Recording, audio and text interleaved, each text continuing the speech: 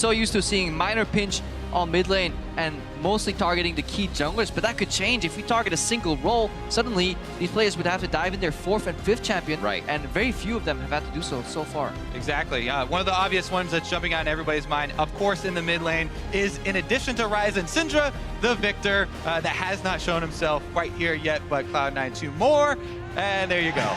You don't gamble against the Victor. Also a matchup that Jensen was struggling with a little bit. Yeah. Lost both Victor into Ryze and Ryze into Victor.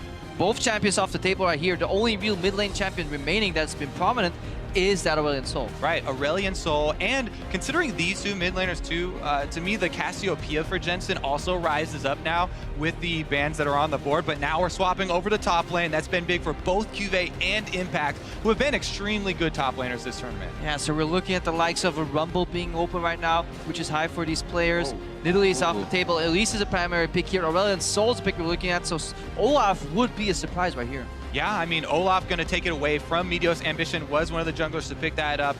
We'll see what they combo it with, because you definitely want some more speed. The Karma is available for them, as Sivir is always an option, though very rarely used. And as I said, the Jhin, I think, very high in priority, maybe even early pick here for Cloud9. Could easily be a Karma Rumble here in first rotation too, you know, solidifying that early Rumble pick, always having pressure for Impact in the top lane. Neither of these junglers really visit top all too often, so that could definitely favor towards a priority on the Rumble. Seeing how many picks are actually contested between these teams really doesn't... It's a mind game of they're taking it away, plus getting the champion that they want. Already happened with the Olaf. The picks and bans are basically shared by both teams as well. You could have seen those bans from either side. And we'll see them throughout the rest of this best of 5. What will they go with? Will it just be kind of a sneaky pick? Not showing too much. It is going to be that Caitlyn lock-in, and they do grab the Rumble. As we mentioned, also along with the Jhin, Caitlyn very strong with the extra range down there. We'll see if they combo that with one of those long-range poking supports as well, because we've seen the Zyra. Karma can also be flexed there, no hesitation. There's your extra speed for the, no more flexing, for the Olaf. Yeah, no more flexing. Lock. But you do get that guaranteed, you know, it really just enables Olaf, because Olaf does fall off in mid and late game pretty heavily. Yeah. And the threat he needs comes from the teammates that you surround him with. I love this pick that Samsung did, though. Just instantly, Cloud9, what do you got? What are you thinking about? Yeah, right, have to be prepared. They must have ran a million pick and pass scenarios in their preparation. I think that's really good research by Samsung, because that was one of the things that we mentioned as well. Jumping right to the front of your mind as you see the bans on the table is the Cassiopeia for Jensen has been his go-to. He likes to be the backline, very high DPS AP from the late game. But historically, Aurelion Sol into Cassio has seemingly been a decent matchup.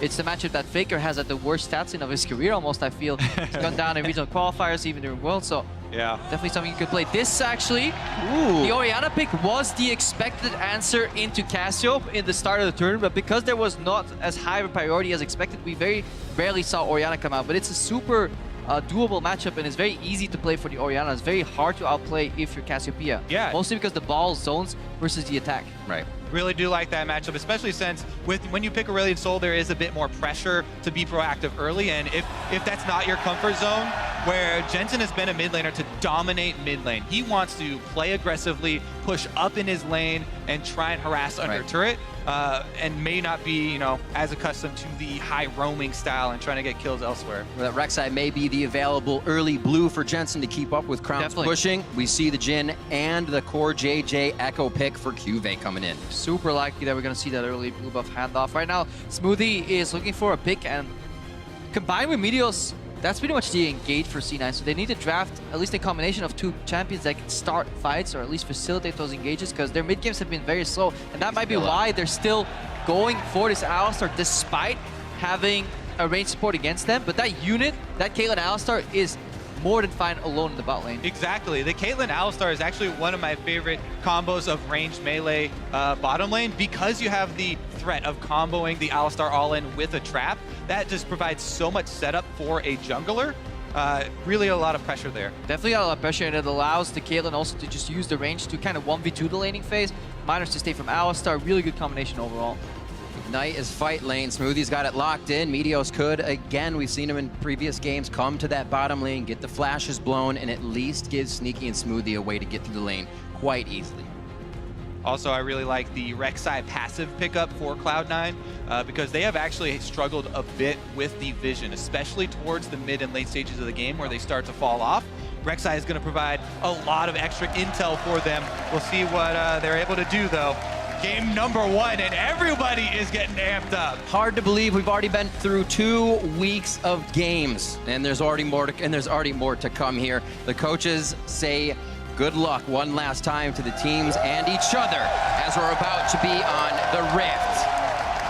And I just want to say I love this venue. It's built for acoustics. We can really feel like when the fans are cheering, despite a lower number than we had in San Francisco, it is loud in here. I really love it when you can actually feel the audio. Oh yeah, it's heating up in here. We still have chills. Let us know who you are backing. Tweet at LOL Esports. Good start. With the hashtag SSG win or the hashtag C9 win. We'll tally the vote in game as usual. The crowd is ready at home in the Chicago Theater. Samsung Galaxy and Cloud9.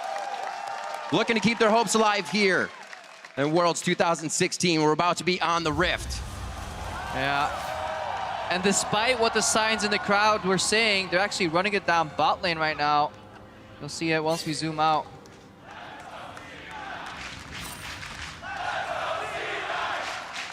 Get some frequent flyer miles here.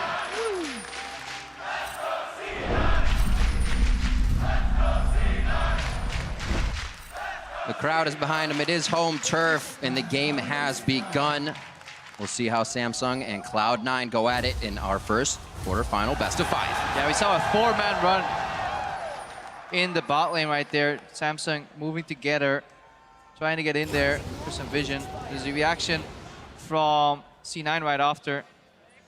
Yeah, I think it's highly likely that the Samsung bottom lane will go to interrupt the Gromp, but Cloud9 have placed their defensive ward already. As soon as Samsung walk over, up through the river, they'll see him coming. And this bottom lane should probably just have both of them start with outside camp. You really want to do that with the double range to try and abuse the ranged and melee as soon as you can. Top side start for both junglers, though, and Cloud9 do have vision on the Olaf. I wonder if we're going to see Ambition take advantage from the fact that Meteos is so predictable in his pathing on that Rek'Sai starting top side and then handing off to blue.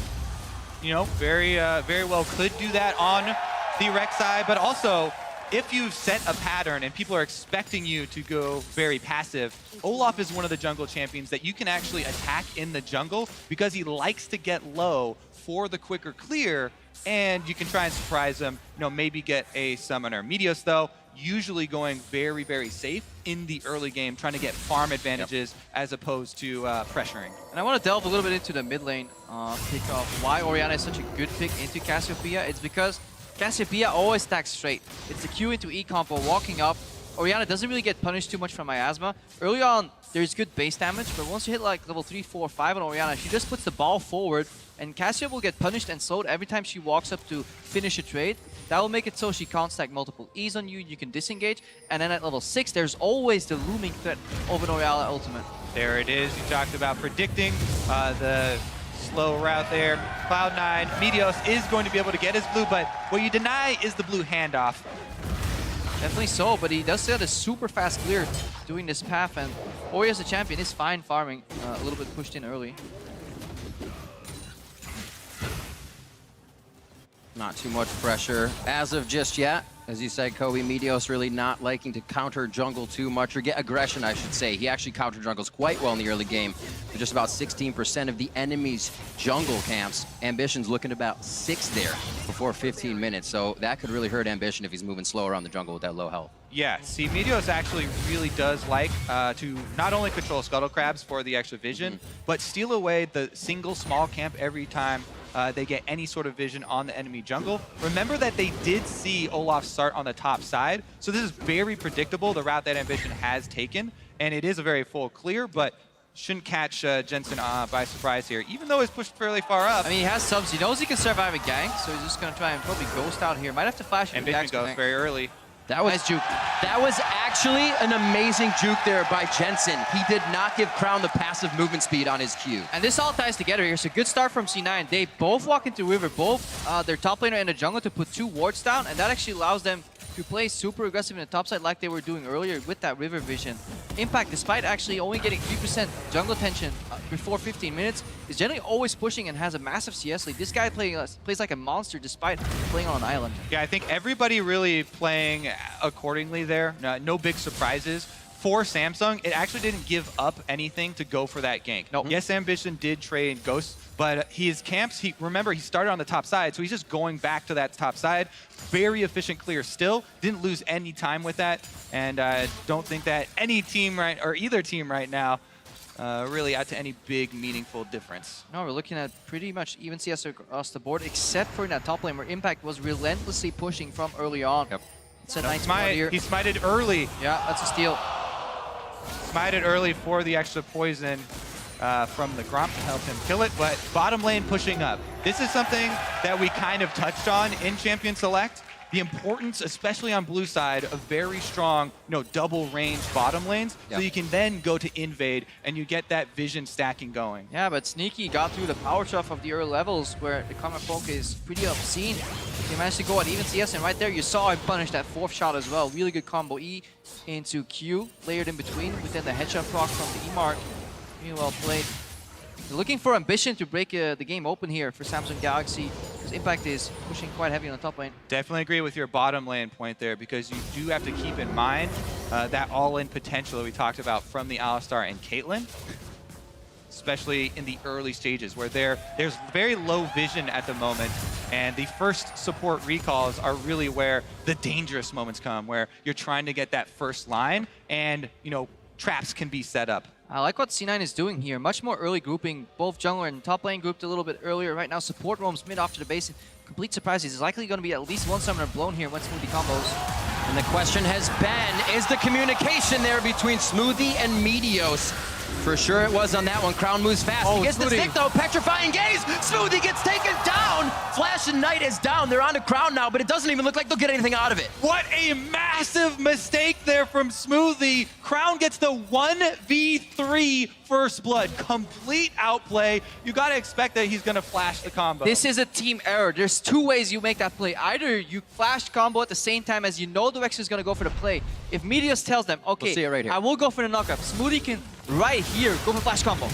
And he will layer it in. The problem is, if he goes that slow and that late, it's a reactive combo, and he's too slow. Even if he does it later on, Crown will still get the R off. So basically, this is a communication mistake between Smoothie and Meteos. We don't know who made the wrong call, or whether it was just instinctive, but this is a major flaw for C9, even in the late game. We saw it in Week 2 as well. They need the synergy on the engagement, and they're always 1 or 2 seconds off, and it can mean much bigger differences between gains or losses. There were moments in the group stage where we did see a little bit of a disconnect between the two members of the Cloud9 frontline, and here we have a very immediate punish from Samsung as they go in to take the first Drake, and it is that Ocean Drake to help out with the regeneration early on. Very important. Meteos, though, does get a small tidbit back for Cloud9 here, trying to deny blue buff from Crown.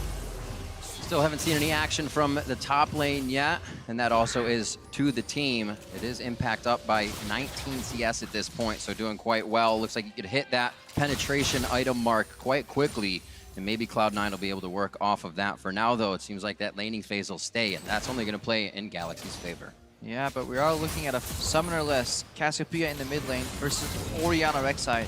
Definitely gankable, especially if you know that Jensen has flash. Now, Sneaky getting low here. Remember this curtain call available. Oof. Poor JJ 1v2. You were saying? Curtain has been called. It's also not a level 6 for Smoothie. Just another attack. Is it the Q? Oh, the deadly flourish almost taking him down, but they captivate the audience and stay alive. Woo. Touch and go there, and they do get the heal out of Sneaky, so Summoner Spell burn. A lot of pressure on bottom lane right now. Plus, look at the vision Samsung are placing right now. It's all around the Drake, around this bottom half of the map. This becomes very dangerous territory for Meteos as well now to try and protect his jungle. Yeah, and you can see it in the confidence of Ruler as well. Playing very confidently upwards, always going for that poke. Jensen is forced to move in the top left side of his lane, because if you look on the bottom right, there's 2 pink wards basically robbing the river of any vision. And now we're going to see Smoothie go back to try and combat the vision that has gone in Samsung's favor. Remember, he still does not have flash, so this is dangerous for him on the Alistar. Does see that one expire, so not going to go into the ward or into the river to try and clear out the pink wards, and Samsung actually will retain control of the bottom half. And this early vision control has actually done something countering Meteor's natural style. Meteor is not a heavy ganker, pretty low jungle proximity with all his lanes combined. Absolutely. But he usually goes for the little invade here and there, stealing a buff. He did it earlier with the blue buff as a reactionary play, but other than that, because the river is kept on lockdown, he's having a hard time getting into Ambition's jungle. The Ambition head back to his. All that ward vision on the bottom side lets them know where Smoothie is. No more engages on Crown. He can play a little more aggressive. The CS has still been in Cloud9's favor and get their item points possibly before Samsung, but hopefully not losing to any more of these early game ganks. It is Samsung that has the shortest time coming out of those group stages, and right now they are looking like they can put a pretty powerful fist on the early game here. Yeah, and Crown must be happy with the way that early game is going. Well, this is a player that ramps up past 15 minutes. The biggest gold lead increase for him comes from 15 to 20, so he has a relatively steady early game, but then he goes off, and he already got donated or outplayed. He definitely played that super well, by the way. Yeah. First blood. I mean, we continue to point out a whole bunch of times where the enemies of Samsung, the opponents, make mistakes around the mid lane, and he continually punishes them. But over and over again, I mean, we saw it against RNG as well. Xiaohu, you know, flashing forward on the Malzahar to try and pick up a kill there. It always seems that Crown does not make these mistakes and comes up with the extra kills. Ambition down bottom lane, though. Sneaky caught up. Exhaust goes down. Oh, he doesn't even, yeah, it was the undertow that takes him down. I didn't think Ambition was going to get there in time. Meteos just on the edge. Shockwave in the mid lane. Petrifying gaze back out of Jensen. He flashes the ball. Jensen comes up with a clockwork wind-up. And this is exactly the matchup that we were talking about. Orianna is so strong 1v1 despite the first blood. Jensen still gets a kill. He failed the ulti cancel just by a hair. Tried to show his booty to Crown, but it was still enough, and he gets the flash again. Exactly, where Crown tried to flash the ball the bottom there. Gank one more time. Exactly, they're going to continue to be aggressive down here. Now, Smoothie had a really good headbutt there to break the tether, but didn't matter because Ruler landed the snare. Yeah, but he broke the tether on the wrong target. Here, the zone from the ulti. Every time Crown wants to walk back and go into his QE pattern, he is under threat of getting ultied by Orianna. Despite the fancy flash, is just enough for Jensen to take him down. And that's exactly why they picked this matchup. Exactly. He's expecting Jensen to immediately go with the command attack, but Jensen holds it, waits for the flash, then is able to get him. Exactly, staying in range for those autos as well to build up. And he gets the best of Crown in the mid lane. But we got to go back to the bot lane, though. This was a mistake from C9, overextending with no vision. Smoothie using the knockback on the support. Yes, it breaks the tether, but why not knock away the 80 carry, knock up the support, put a trap on him, and then have at least counter pressure in lane? These are the rash decisions that's putting C9 behind. Also, you have to wonder, why would they engage all of a sudden? That's because the jungler could be there. So C9 lacking the defensive mindset. A little bit of aggression, you know, after Sneaky what got out of the tether, then going for the couple autos. Yeah, there are a bunch of roads to try and travel down there, but let's get back to the game at hand because this is a very even game as far as the gold is concerned right now. Just very different focuses for the two teams. In the mid lane is Cloud9's point of power right now. Jensen not only with the kill, but also has that CS lead in the counter pick there. And bottom lane is where Samsung should continue to focus. And Meteos has flash available. So there is a world where they just put the ball on Meteos. He flashes in for a knockup with the tunnel. And Crown has a hard time walking up in the lane. Is that this world or is it a parallel universe, Prepo? It has been a while since we've seen a delivery system. There are two ways for it to happen here between Alistar and Rek'Sai. It may catch him off guard. We just saw Cuvée use that ultimate to get back, cause Impact to use his ultimate, so he feels good after he takes the minion wave between the turrets, give Impact a little kiss. Yeah, was able to deny Impact one melee minion there, but Impact still holds that CS lead. And as you said, very low jungler proximity up by the top side. They've been left to their own devices quite a lot here as Meteos brute force invade. Jensen would need to push up that mid lane quicker to try and come over. He kind of has control right now, but half-hearted invade. And they're doing it on the back of really good river vision, though. There's a lot of zone going on here. Look at the poke. They can keep going as well because they know Sneaky has to focus on the minions back to the top lane. The Haunting Guys is finished. Or Leandries, I should say, by Impact. Flash is forced, however, in the play.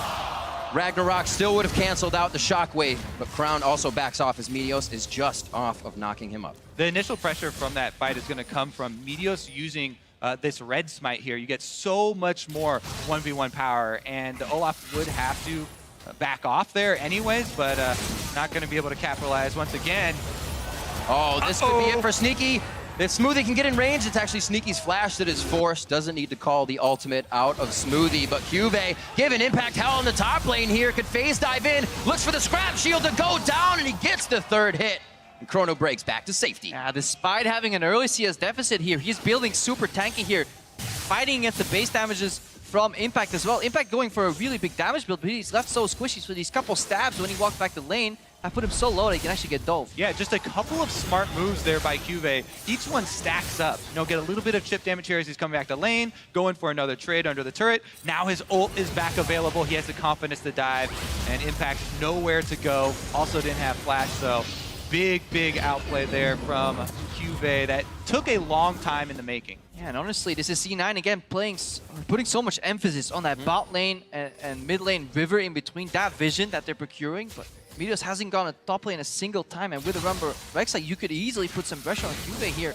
Impact again forced to play on an island despite being the guy with the most solo kills in group stage. Been a lot since Impact was playing much stronger in the top lane that Meteos almost stays away from that lane.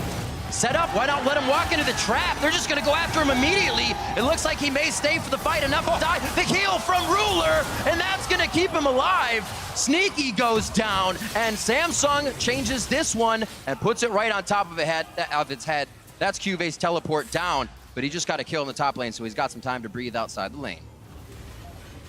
Once again, another setup from Cloud9 that backfires here as they're not able to burn through the Karma, through all of the shields, even with the brush advantage with 2 versus 1 and Ignite used.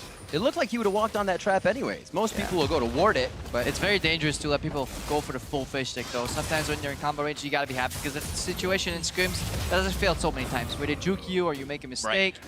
they figured out you're there first and collapse even faster. That's about C9 having to just know when you make that play, you gotta be sure that you get the kill right here. Let's see. Yeah. Core JJ, does the Ignite expire before the heal?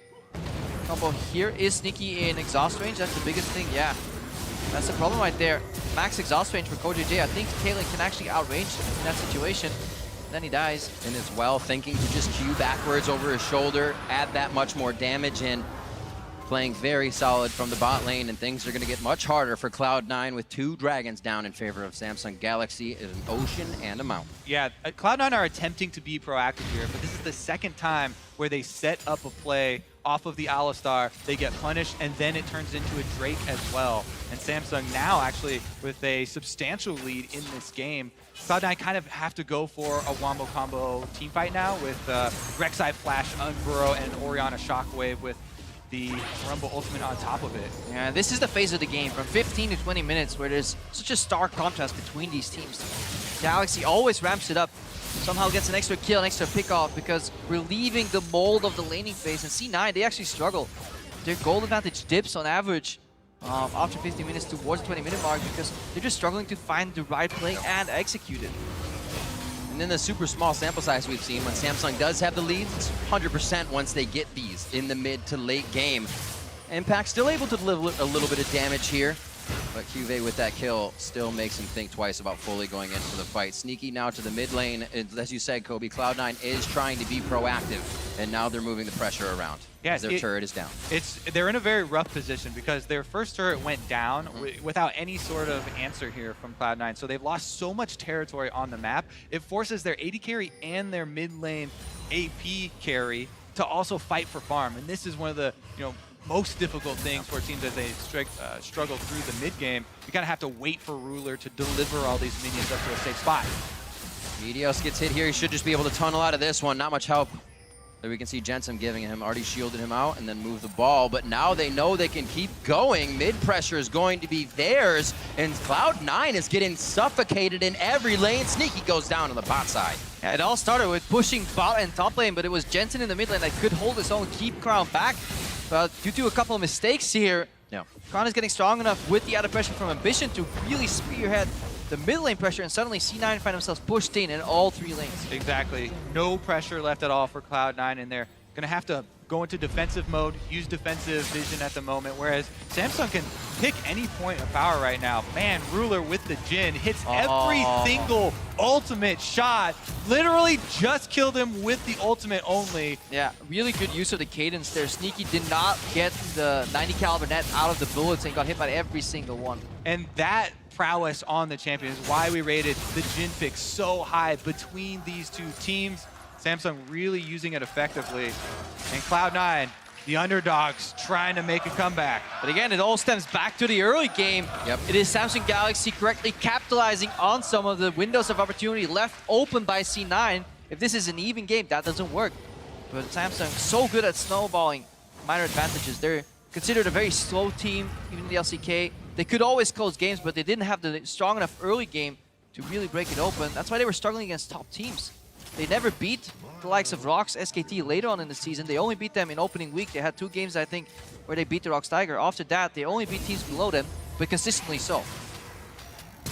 Here we go though, Cloud9 again. Flash in from Smoothie, Ruler's the focus, which means he can get the Mantra Shield from Core JJ. They should both be able to walk out of this, and it's hard to choose a target in the bot lane with all the speed. Impact's gonna go down to another solo kill from Cuvee, and now it's the bot lane. Ambition thinking, should we go? Asking the team. It looks like they've turned the trigger on for this one. Cuvee teleports to the bot lane, Jensen gets melted. Smoothie's gonna be the next target in the eyes of Samsung Galaxy, and can they bring the universe down on Meteos' head? Yes, they can. 10-1, 20 minutes in, and an 8K gold lead to Samsung Galaxy. Cuvee has been having some fantastic teleports. Not only does he solo kill Impact in the top lane, he TPs down, shuts off the escape route after an initially fumbled play from C9. That trap should have been better. Yeah, I mean, Samsung right now are winning the entire map. There's really no openings. Cloud9 tried to make another proactive play, but oh, it was as Impact was teleporting there as well.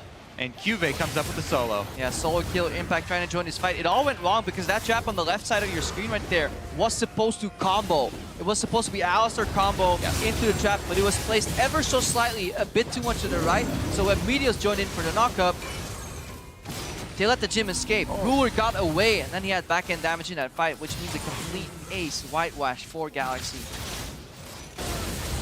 Looks pretty busy over at that Baron site. 21.5 minutes in. It is going to be the ward. Smoothie may not be able to do much. Meteos is just too far away. And Smoothie may go down on this one. Another hit comes in. Impact goes down. And I wonder what this does in the bot lane. To the mentality of C9. They made a couple of good setups, but they fumbled the execution.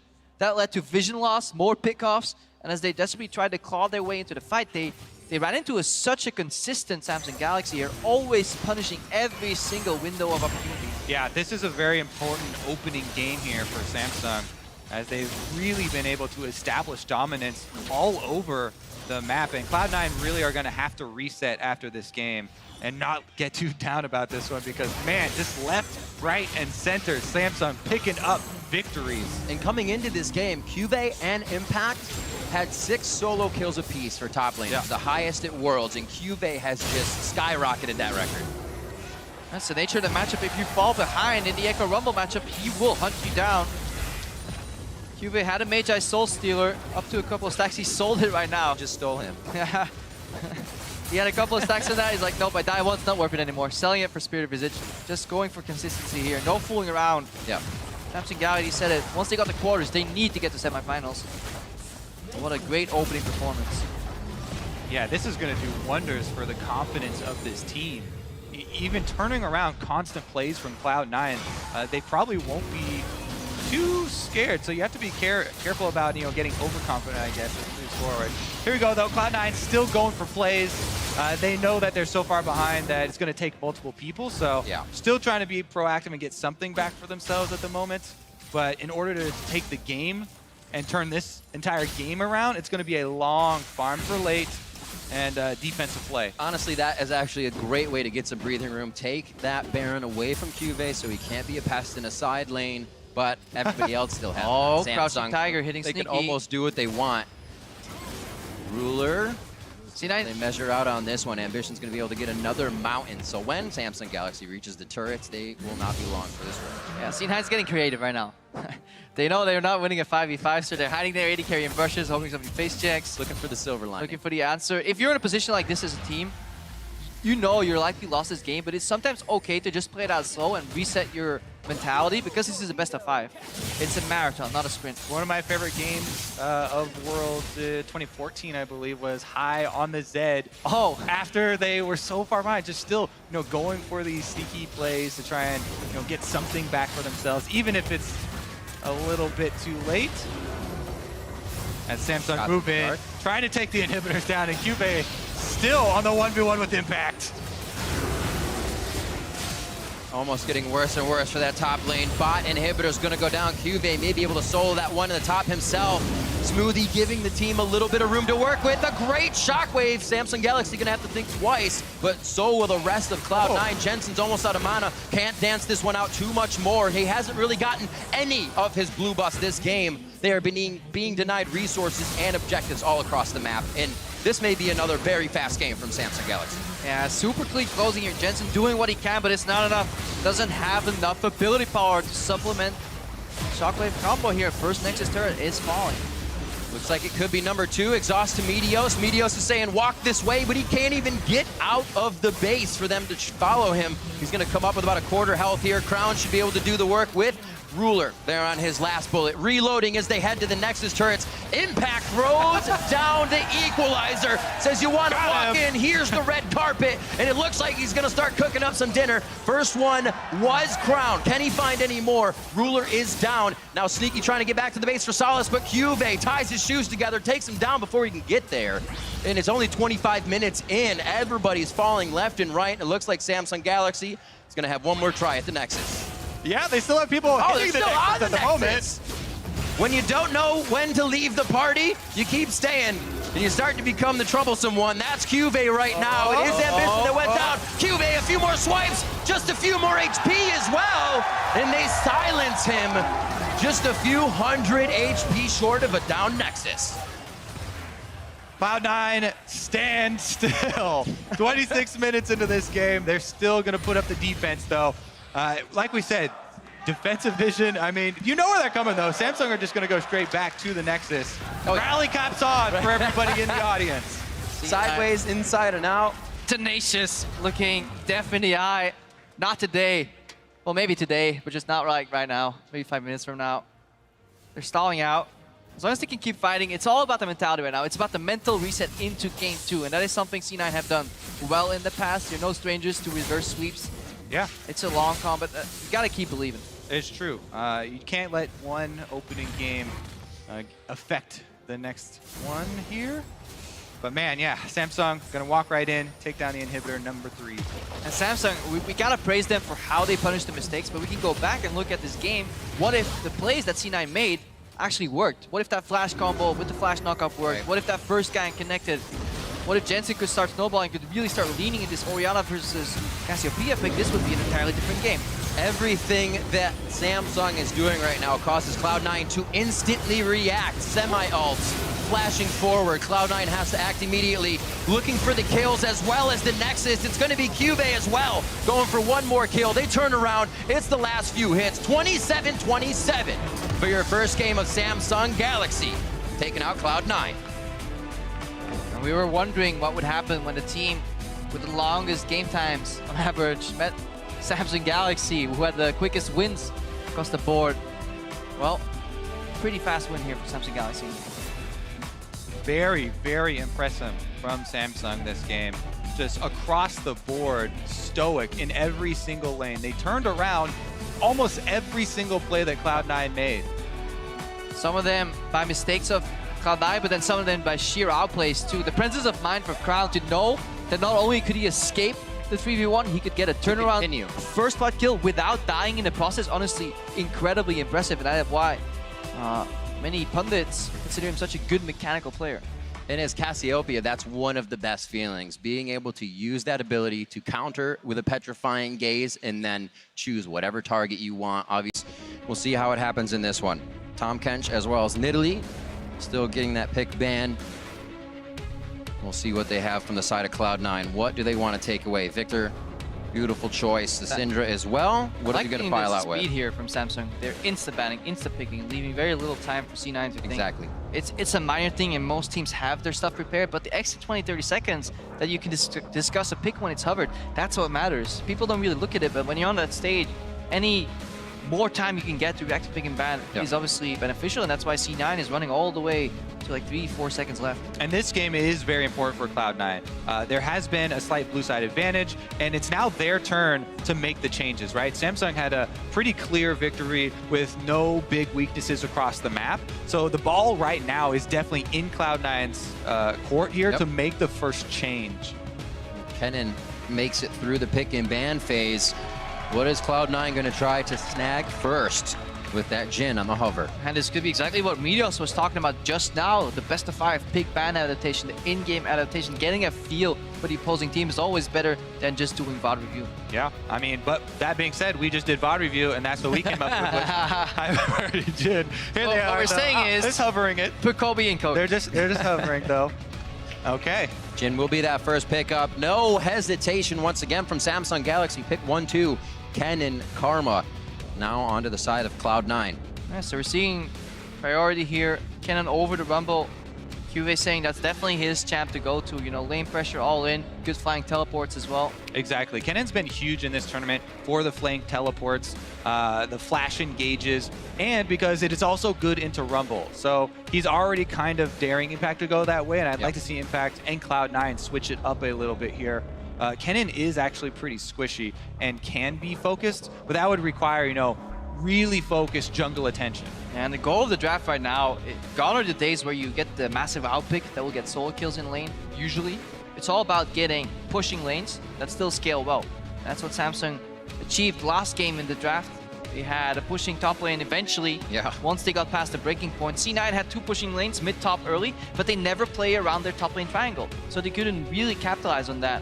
And then later in the mid-game, Samsung Galaxy started pushing on both top and bot, and eventually on all 3 lanes, and that was the breaking point. So C9 desperately looking for some early pressure lanes, but then they need to work with Meteos in unison and use that push advantage to get vision in. Exactly, and the other thing they're looking for are switching up and taking away those key picks. The last 2, or the 2 carries that Samsung just used, Jhin and Cassiopeia, both taken away now, and we mentioned how both of those champions are high priority for this Cloud9 squad, but now they're going to have to run into this play style that we've seen Samsung run before. They have a speed boost for the Skarner, they look for those mid-game picks, and it is a little bit slower style of winning, but it also has a lot of fallback play. Yeah, we're also seeing the jungle tendencies reflected in the picks here. A Rek'Sai, a Skarner, over the likes of an Elise early on. 2 junglers that like to farm.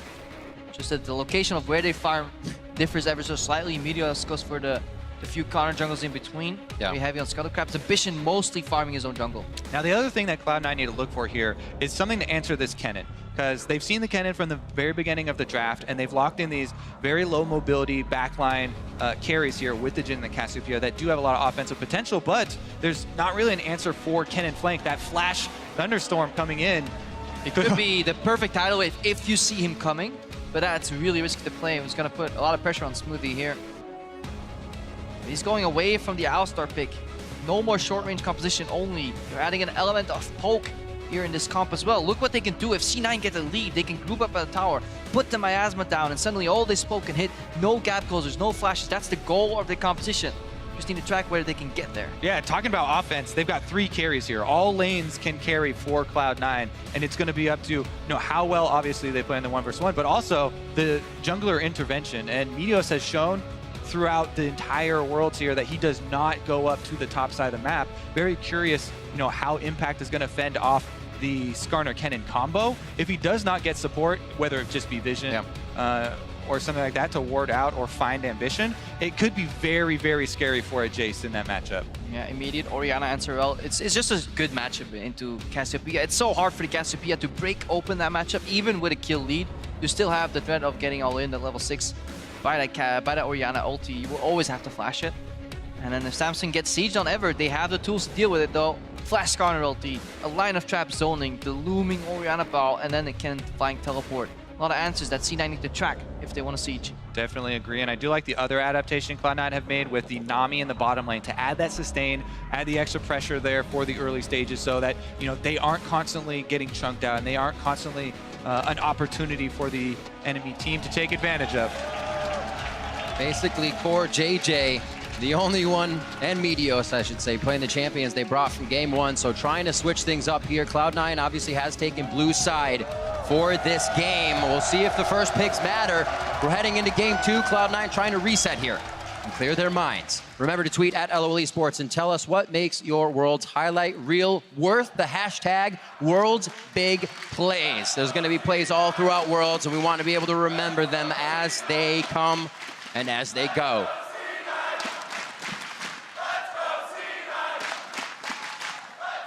Crowd once again behind Cloud9 as they step onto the Rift. We are heading into game 2 of this best of 5. The teams have swapped sides. The rosters have been shaken up with champions. And we'll see how it plays out in game 2. Definitely a risky comp here for the underdogs, Cloud9, with a lot of damage and the potential to snowball.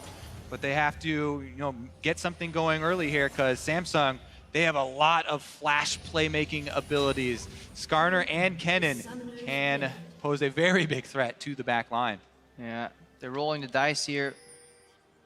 Could be rolling the top dice as well when Impact and Juve go off against each other again, because that's a very snowbally matchup. In a Jace matchup, if he dies once, this Kennen can continuously bully, but if Impact somehow gets ahead, he can swing that matchup too. He got ahead! Ha! It's over. Always feels really bad as a Kennen when your opponent even gets a little bit of health. You can stun him all the time, but he'll be able to fight you back. So it's always good for a Kennen to have to stay on top of that lane, as well as be as ferocious in his engages. That's a lot what Samsung is bringing to the table here, just jumping into your face. We'll see how Cloud9 reacts once we get to that point in the game. A little top-heavy set here as they just kind of hang out in the jungle, looking to pick up some gold. And I wonder if Meteos is going to go for the Wolf start, where you smite them early, and you basically leave the Wolf Sprite to kind of patrol your left side jungle, so make sure that Skarner doesn't come in and steal the early blue buff away, because then you can return at level 3 or 4, hand off the blue buff to your mid laner, and then swing that matchup into Jensen's favor. He definitely needs some help.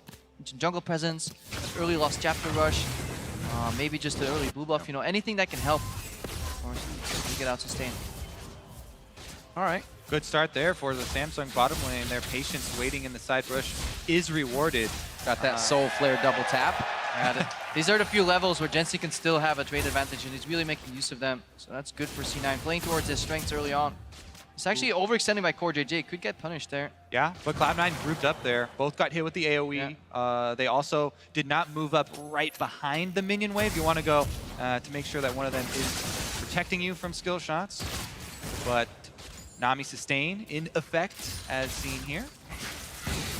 Denying some minions Mind on game. that first one. Crown taking quite a bit of damage here. It's Ghost and Flash. It's Ghost and Flash. They're not going to have the Ignite, and they go down to last hits with the auto attacks. Neither go down. I love those moments where both mid laners have double summoners. They get down to 100 HP each. Nobody blows them because Jensen knows he's run out of mana. Here we go, though. First room. You should have seen him. This is big. You should have seen him. He's trying to kind of bait it out now. He knows it's there with these steps. But we got to go back to that trade there. Jensen was doing it so well. He was weaving auto attacks in between his E's overall, but then at the end, he went for the QE combo, ran out of mana. And that's exactly what Crown knew. He knows this matchup so well. Good pressure. And when you watch those trades, you also, that's where you build up your psychological profile for your enemy, right? You say, oh, is this the guy, is he that crazy enough to always dodge forward? Is he always going to position in front of my ball?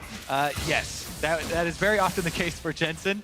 And he goes very aggressively for another trade here, pushing up the minion wave. See, Crown has to deal with all those last hits now under the turret, and Jensen going to be able to buy himself a recall. All right, this is where Meteos could actually go top and also shadow the top lane, giving more space for Impact to keep doing what he's doing. He's winning so hard. This bot lane is even out.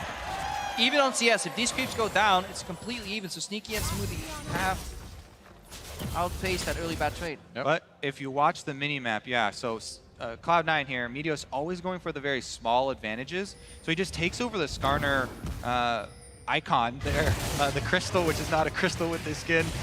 But doing that, yes, does give you a little bit of control as far as reducing the speed of Ambition's jungle. Gives away your position though in the process. That the flourish hits the ground, but they still want to fight. Core JJ throws the shield down, and they have to respect Karma's retaliation. Getting some good ebb and flows in as they make things happen here. Tycaller's blessing on to Sneaky, but looks like he's just farming out with this one. And what prompted that is both junglers gave away their position by each taking over the crystal one after the other on top side. So both bottom lanes are very well aware that they're in the 2v2. Props to both Impact and Cuve. Cuve farming well, Impact playing that chase very nicely, threading in his auto attacks as he flies in with the empowered ones.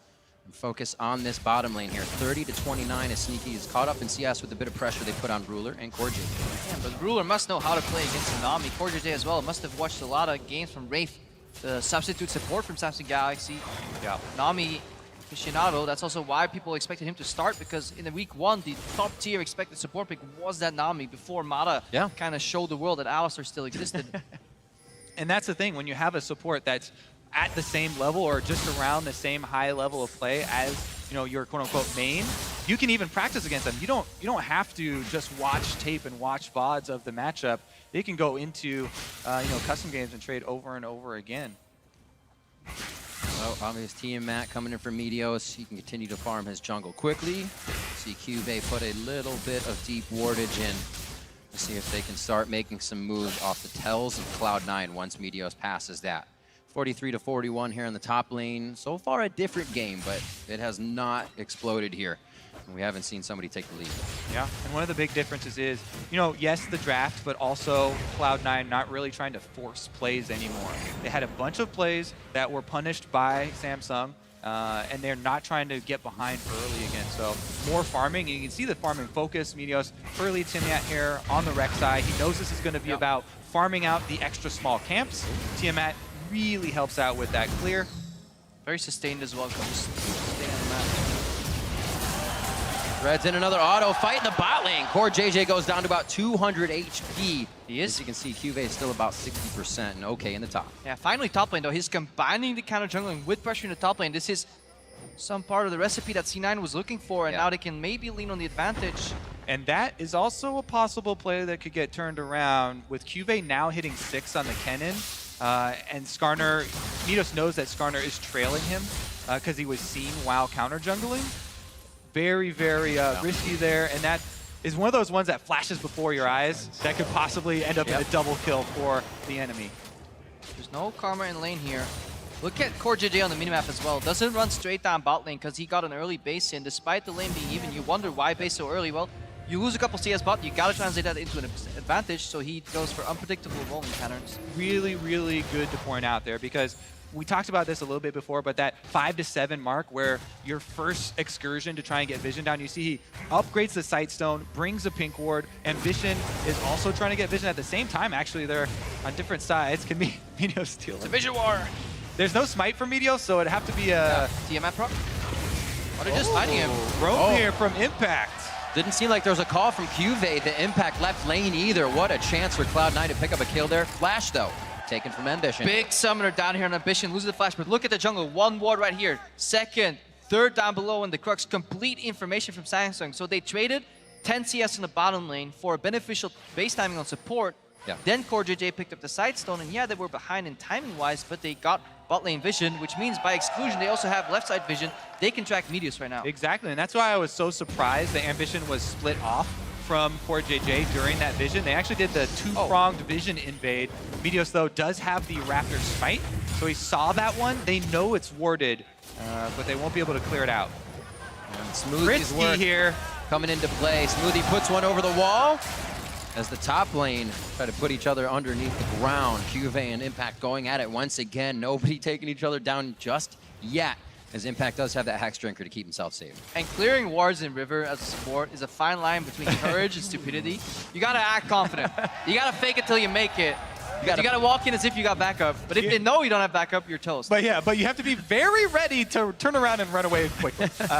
Pink ward die, though, over and over and over. All 3 of those pink wards that just were purchased and placed on the bottom side were all just cleared out. Yeah. That means that the vision Cloud9 actually left on the top side is the important vision that still stands. Meteos, though, walks over QV's defensive tri-bush ward.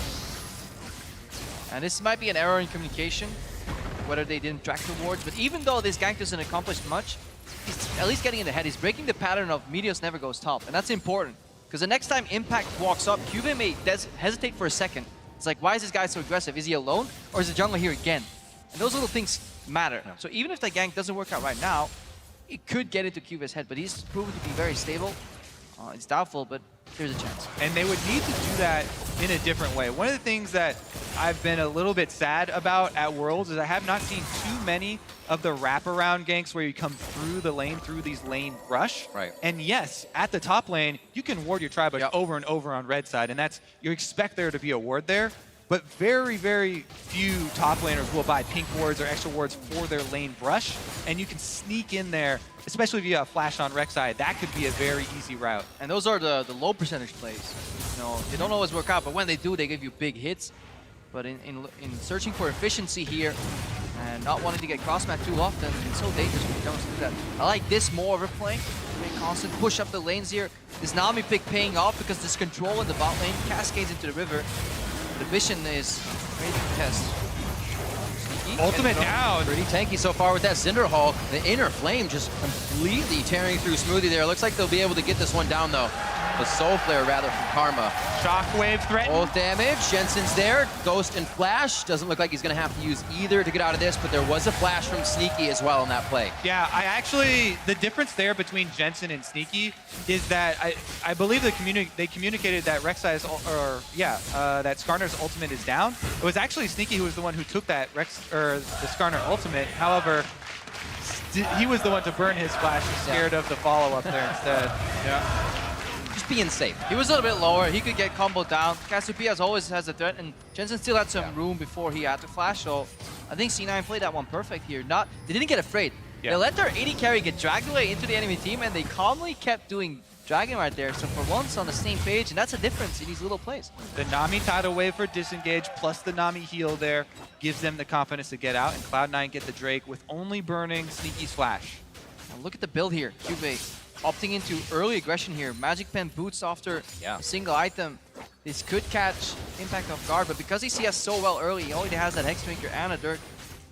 Second Doran's Blade as well for a little bit of HP from these all-ins from Impact, as well as the CS bit better under that turret. Coming up on 12 minutes, a much more even game we have here in game 2, I think, as well. Cloud9 is not allowing themselves to fall prey to little mistakes. Yeah, and fascinating for these team comps as well. They both want to group up for different reasons here. Another duel between Impact and QV. Knock, knock. Oh, here come the junglers as well. This time they smell blood, and QV is very low. Alright, Meteos checking for a camp. If he can cancel that back, that would be big.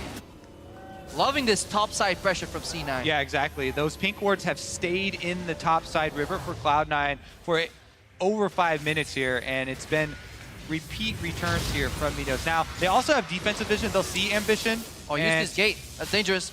Lightning rush is there. Early. That's his speed. He is going to have to flash that one, but they'll push him all the way out of this one.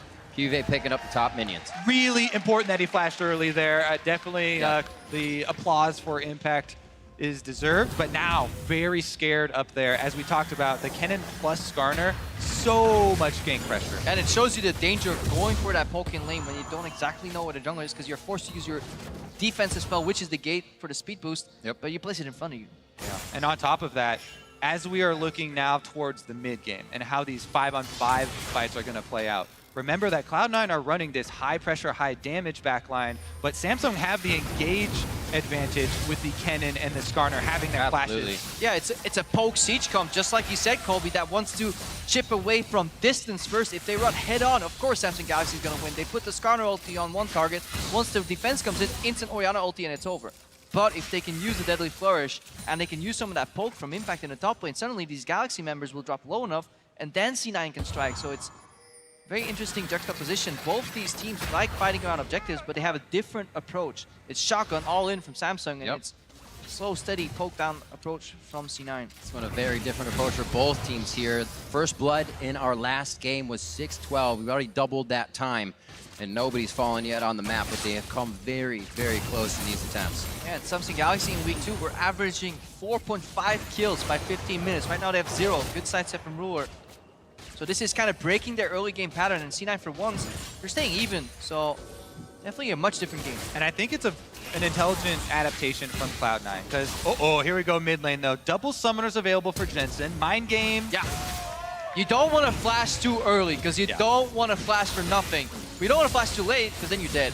Yeah. Perfect. Basically an audio play. You're listening for that sound. Well, there is a second door here, and door number 2 involves Ghost, and I do encourage ghosting early. Ooh, that's definitely a killable position for Impact. Juve knows he cannot stay any longer. Just a quick switch to the hammer, and that would have been Juve down. Yeah, that was one of those plays. Don't try them at home. Go for the early ghost, but Impact again. Look how he's leaning on that advantage, because now he has the assistance of Meteos. And it's all because of the Nami pick, kind of, because bot lane is fine on its own, sustained pressure, which means Meteos no longer has to care about bot lane. He can switch his focus to mid and top, play the top lane triangle, and Impact, he can relentlessly keep pushing.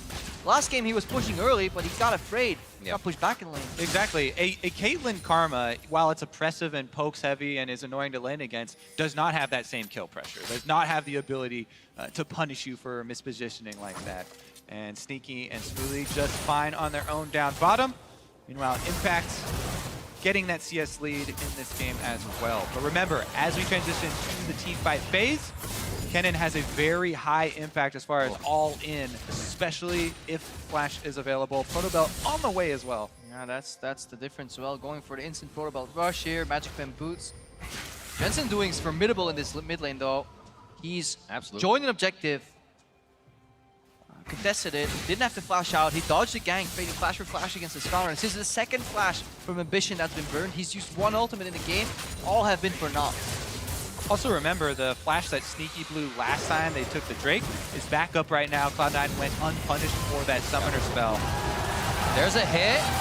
Tidal Wave goes down. They're still on Sneaky. They throw his exhaust in, and Smoothie tries to get in the way, say, attack me, not my AD, and they come out worse for the wear on that one. Yeah, I think that's one thing you can criticize. Well, actually not. And 4, we need to see what Ambition does here. One thing, pointing. well, yeah, see, so one thing about, people always talk about setting up for Drakes, and Drake is about to spawn 15 seconds, everybody be here. The other thing about setting up for Drake is sending your jungler down there, trying to pressure one of those lanes to force a recall at a suboptimal, Maybe collapse here on Ambition if he gets bubble. Everything was just used by Smoothie. They let him pass this time. But yeah, back to the point, as they continue to fight over Drake. Recall times and staggering those recall times around the objectives can sometimes be just as important. Yeah, definitely. So let's see if Ambition can contest here. He has his 80 carry and support in the jungle, but Cloud9 don't necessarily know that. That's a really good zoning by Asma here too. Top laner as well. Impact sitting in the bush, ready for a TP if it needs to come in. They play it safe. And Cloud9 grabs Dragon number 2. And despite having the unfavorable matchup in the mid lane, Crown is not getting access to the river sooner than Jensen. Jensen's been there for the first time every single time, much faster here, despite playing in a matchup deficit. Impact playing this top lane so well. Fog of War is Jace's friend. He always has that pink ward below him and always a ward in the top to know if he can get Juve on either side of the wave with a shock blast, and he has been chipping away when he has time between farming. Ward clearing now for Samsung Galaxy. They've been all over Cloud9's pink wards as soon as they come out. Yeah, the battle over vision in River has been very tense this game. Meanwhile, in the top lane that you're talking about as well, with Impact and Juve, and talking about backing up and looking for those teleports, there is a pretty big opportunity cost to teleporting away from a Jace lane. Because Jace can very quickly melt towers. The first turret gold is still on the map here, so if there's a huge fight bottom lane, there's... You were saying? Ruler flashes over the tidal wave! He goes for a surf, and Core JJ still getting the shots in. Smoothie with 350 health lives on that one with just about 100 under his belt. Impact forced to go back as he's not ready for Ambition and Juve together. Yeah, a lot happened in these last 2 minutes right here. again, this is the time of the game where Samsung Galaxy usually ramps it up. 15 to 20. This pink ward survived again because Meteos was shadowing the lane. He was there to protect that, which means Impact can keep playing aggressively, and they're going for that first gold turret that Kobe was talking about, because it was a race. They had to commit. Because C9 made a misplay in the bottom lane. They missed some spells, and they still decided to fight on. And they ended up dying. Beautiful flash from Rule there through the tidal wave. Definitely a huge point of power for Samsung, this bottom lane. That was not the side of the map that was talked up so much. You know, Ruler, one of the new guys on the block, and Core JJ, you know, swapping roles, going back to Korea, coming in. Yeah. And such a huge part of their run to get to Worlds. And that bot lane play, see, it all stems like, again. it goes back to the previous trade where they engage on the support far too often and getting not so beneficial trades for C9. So they shifted their mentality, said like, we need to stop trading on support. So they went ham to get the Caitlyn, but they missed everything. And if a Caitlyn can side tap the bubble, there's so much punish, especially when the Karma can then land the AoE in very predictable fashion here. Cloud9 overreaching, honestly. Yeah, we return to this theme of Samsung being very good on the defensive and being very quick to throw counter punches. As soon as Cloud9, that was a Cloud9 offensive play in the bottom lane. They went for the bubble. They moved up with the heal to try and get positioning. But Samsung cut off the retreat. They lay down the trap right behind Sneaky. He walks onto it, and they secure their kill 2 versus 2. Mid lane onto Crown. Oh, Cloud9 says king me real quick. And that Crown can goes move down. That can move right into mid pressure here. Cloud9 have a ton of extra damage in top and mid. Gonna try and burn down the turret. And you can see exactly what happened there. Crown died with both Ghost and Flash up because it was a beautiful miasma. Look at Meteos' Flash. It's down. You can only see what happened. It was Ghost W from the Casio, Flash knock up from Meteos, and suddenly Crown, yes, he has his ulti, but he couldn't even get it off in time. Completely caught off guard. And that's mainly because if you look at the left side, pink ward vision. Vision control in the river is paramount to control of the map. Yeah. Incredible Cloud9 completely wiping game 1 out of their minds, coming in even stronger in game 2 and playing proactive enough to get themselves first turrets and kills under their belt. Jensen now sitting pretty in mid lane. That Abyssal Scepter is complete. He's got a little extra money as he goes towards his Rylai's. And just to point out how stark the contrast is, let's see this again, actually. With this play here, yeah. Oh, follows up sneaky. So beautiful. Cloud9 right now are even and slightly ahead of Samsung Galaxy. Samsung Galaxy in their last 3 games, which were all wins, was up at least 8,000. They were on average 8,300 up and 20 minutes. Right now, they're bang on even, so this is a whole different world for them now. And something important in that play as well is it kind of speaks to the mentality of Meteos in the front line here. Even though they're playing a more cautious game and they don't want to force as many of those super early game plays that are, you know, fairly low percentage, he still has to have the killer instinct to flash it for the knockups when you see something like that. You know, an opportunity so clear as that, and that is important to know that Cloud9 still have that after that huge loss in the first game. Yeah, and honestly, it's great to see that he went for the play despite a flash knockup in the last game, honestly costing them the game. Not because he failed, but there was lack of synergy. This time the W from Jin was perfectly timed. Meteos also, yeah, killer Titanic instinct. Hydra. Very killer. It's like they want to put the pain down. Cinder Hulk into a bit of good damage for himself. We'll see how they continue to use that. Placing their wards forward a little bit more, something Cloud9 lacks in a lot of cases, and they play around too much fog of war, but here they are trying to light up the map. And they're setting up around this dragon so early. Vision control is always there. They're punishing Samsung Galaxy from entering, because look, it's 2 Ocean Drakes. They're not the best for C9, but denying them of Samsung Galaxy is a big hit because Samsung's playing as the Pokemon. They would have loved to have these Ocean Drakes. A very good point. Wards continue to be moved forward. Cloud9 looking at a 30-second Infernal Drake to get a little bit of buff on their damage. Yeah, that is going to be huge because anytime you talk about a very high damage backline, a 3-carry team. 4 carries. 4 carry team, but well, yeah, Titanic. True. So it's not going to. Okay, 4 carry team. There you go. The Infernal Drakes are that much more important, and it is spawning now. Also, look at how the vision is creeping up into Samsung's jungle. This might be the point where Samsung call it though. Yeah. They have flash on their engaged champions, and they're moving in. They're moving in, but they can't grab the tank, and the Impact moved down because he doesn't want to teleport in. He's a Jace. He wants to poke before the setup. Remember, the C9 is a poke composition. They do not want to hard engage. They want to keep moving Samsung Galaxy left and right, whittle them down. That's why it's so important to push these waves up, because every time you push up the wave, you buy 5 seconds. Kennen's trying to clear in the mid lane, so Cloud9 move in and get vision control. And we can see the combo right there. It's tag into Jin W, into Miasma, into more poke, re-engage, or disengage rather. That's what they're running here. You gotta be so wary of the hard engage from Samsung. This teamfight could be over in simply 3 or 4 seconds if Samsung pull the trigger. The only one, oh, beautiful ball movement over by Jensen. Causes the dragon to have to be fought. C9 says we'll take the fight as well. That follows after. That's gonna be, no, that's Ambition getting it. Looking like it was a Rek'Sai, but it's Skarner. Meteos has to get out of this fight. Still waiting for Ambition to flash engage. Meteos is going to be safe. The trap does not allow a headshot to come through from Ruler. I was so ready for the flash headshot from Ruler. There's still heal. Yeah. But I like the commitment. C9 were at least in unison right there. They had communication that multiple parts worked together to stop that dragon, and they moved in. Sure, it was a missed smite, but thematically, it was a good play. Yeah, definitely going in to try and force that and zoning off Samsung. But Samsung do get the important Infernal Drake there for themselves, and denying it from Cloud9. And that was Crown moving the ball. I'm sitting in last game with Jensen on Orianna.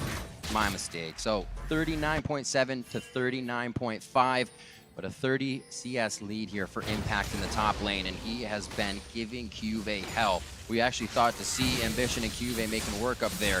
The Impact going back to top die. Yeah. Trying to get those kills. Good rotation here too. Suddenly came on top, looking for that turret after the long lane was established earlier. Smoothie can't really do much.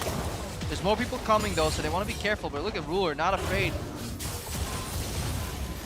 But definitely want to go back to that smite steal from Ambition. He failed He traded 2 flashes. His first ulti didn't stick. He's 0-0-0 on the Skarner at 25 minutes, but he still stayed super calm. Didn't smite early. Wait for the perfect smite. Yeah, it's almost, it brings up this question in my mind, because he has not had a really impactful gank. Is that a reason why Cloud9 will delay their QSSs and nobody is really trying to get an early QSS here? The other thing is that Cloud9 actually have so many good targets for Skarner, so unless you all buy QSSs, then it's really an all or nothing thing, because there's so many carries to choose from. It's almost like a prisoner's dilemma just for QSSs. Everybody's got to work together toward the same goal. If one guy cracks, it's an inefficient strategy. We'll see. Maybe they got a bunch of coupons to all buy QSS at the same time, and then Samsung will really... The Costco of QSS. No engaged target. Buy them in bulk. Honestly, I really would prefer mass Mercury treads, because hear me out on the extra stuns that are going to be coming from Kennen, and those are going to be hitting everyone anyways. Tenacity is that very often overlooked. Such an invisible mechanic, but you definitely feel it when Kennen is waltzing. Oh, teleport from Samsung.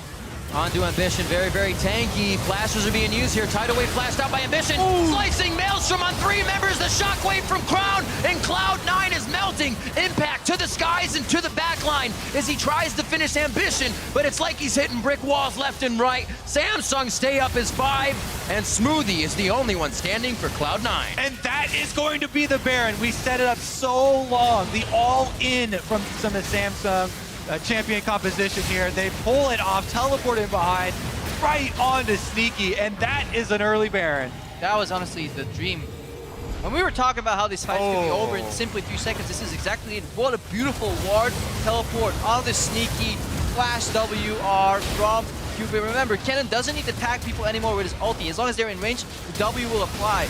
Right from the other side. This is the dream fight for Samsung Galaxy. This is what they were looking for so long. They never engaged unless they found the opportunity, and they seize it immediately. And that must be such a big blow here for C9. And that was honestly one of the first times that Samsung have even had wards in that quadrant of the jungle. Cloud9 kept pink wards up in the river for a very long time. Right. But Samsung, they immediately get those wards in, and then they attack the river as the carries are left alone. Quickly, 4,000 gold put into the bank account of Samsung Galaxy. 2 kills to Crown there, 2 to Ruler now. This gives them so much more freedom as well. They're playing against the poke comp. Not only do they have Baron, which means they can hide in the creeps don't longer die to the poke, the wave clear is useless. They're up 4,000 or 5,000 gold, which means the poke just doesn't hurt that much. And with their games obviously being the shortest, it's very impressive that Samsung has actually only conceded one dragon throughout, or I'm sorry, one Baron throughout all of Worlds. So they'll probably make the next Barons, if it goes long enough, theirs in this game and push even harder. Impact from the side, can't even get the Shock Blast on, just the blast. And it looks like they're gonna try to back off after it takes just about the team to start clearing these waves. That's the other thing. It is very difficult to push on a team like Cloud9 or packing with so much extra wave clear and damage here. But yeah, just look at the drop off there. The one play, the all-in play, when you are the team that does have that hard engage. Here they come though, looking for the engage again. Yeah, no flash. Just they use speed up. movement speed steroids here, just the zone. Get him off the tower. You look at how far forward those traps are from Ruler, and then the simple rotation top here. This is what Samsung's looking for. Isolate objectives. Our turrets, get them more gold boost off the back of that play. Baron power play already at 4.3k. And it's important for Cloud9 not to overextend trying to defend these secondary turrets, because the gold kind of rubber bands, when the team with Baron, it's going to shoot up here as they push down turret after turret after turret. Cloud9 just need to stabilize at their inhibitor turrets. Those are much easier to defend and try and farm off the lanes. And this is a Baron taken after a one fight. The Baron power play starts once the Baron is taken. This is a 5,000 gold swing In addition to what was there after the Baron, after they won a fight. So this essentially is a 6,000-7,000 gold play in total for Samsung, just off one good teleport. We saw that graph. That was just a huge cliff. The abyss. We'll see if they can get themselves out of it. Clouds fly high in this game. Impact still with the good few items to make a hit on Samsung Galaxy. If they can find the poke as Samsung rotates left to right. Unfortunately, Cloud9 has been pushed back almost to the stairs of their base, so they're only making small excursions here out into their jungle, setting wards and then backing up. Some of these wards they can't even defend still, and now it's to the bottom lane for Samsung Galaxy. 10 seconds remain. No more creep buffs, so it's going to be hard to siege because they are running into a poke comp. C9 also got that dragon, so that's triple ocean for them. Did they steal it? Oh, they just walk out. Not too much of an engage as well from the poke team. They were just looking to get a nice catch on somebody if possible. And the game number one ended just about 3 minutes ago. This one going to go much longer than that as Cloud9 now put on their engage with a tidal wave. The curtain call comes out. That's Azania's and ultimate by Cuvee, pretty much just zoning Cloud9 off any more engage. We see Meteos go down. He's the front line. That's a lot of squishy health bars, and I don't think Samsung will stop on this engage. Crown is tanking.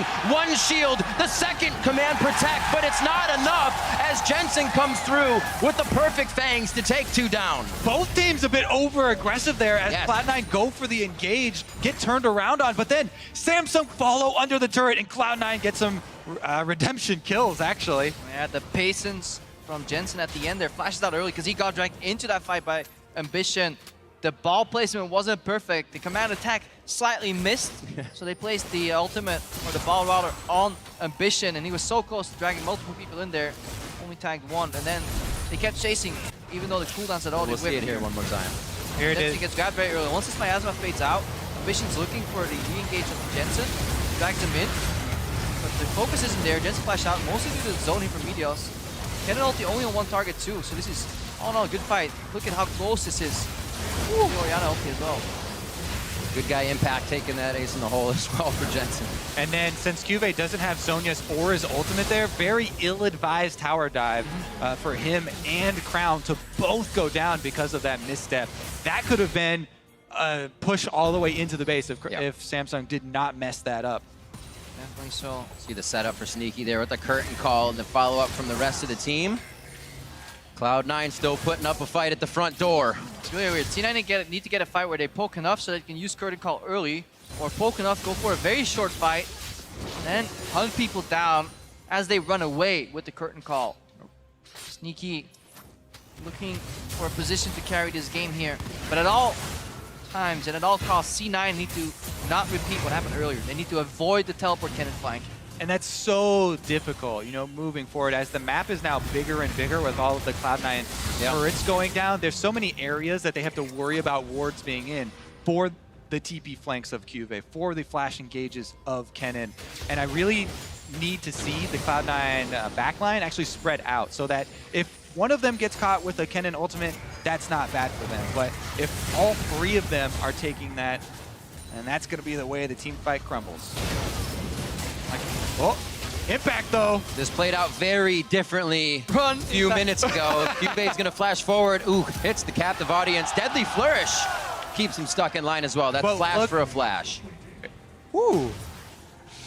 Everybody gets out there. Yeah, Ambition noticed he didn't have anybody behind him and said, all right, I'll come back to mid. We'll push the lane and set everything else up to make sure Baron is ours. Yeah, we can follow Samsung Galaxy here. They push up mid first. They move into the enemy jungle. Look at the sweep from Ambition. He just wants to be aware of what vision is left. Gets his crystal. Oh. And then they deny some of the vision that's left in the Baron pit from C9. So a couple pink wards there. Suddenly, Samsung Galaxy with really good vision control. Yeah, crucially, in that last 1 versus 1, where Impact flashed away, Cuvée also burned his flash trying to follow. And Right. that is a huge team fight tool. The Yeah. flash on Impact, not It's nearly as important. enormous. Right now, though, Samsung want to pull Cloud9 out into the open territory where they can collapse again. But look, they know their Baron setup might not be perfect. They don't have the flash from Cuvée. So while C9 desperately or very calmly face checked that area, they trade that for base timings. So C9, they're retaking the Baron area, but Samsung Galaxy is already in base shopping. There's no Baron rush available from C9 because they gotta move up. Yeah, currently, Cloud9 just want to, keep enough vision around that they don't give away the Baron, without a little bit of pressure, but they also are looking to farm for later in the game.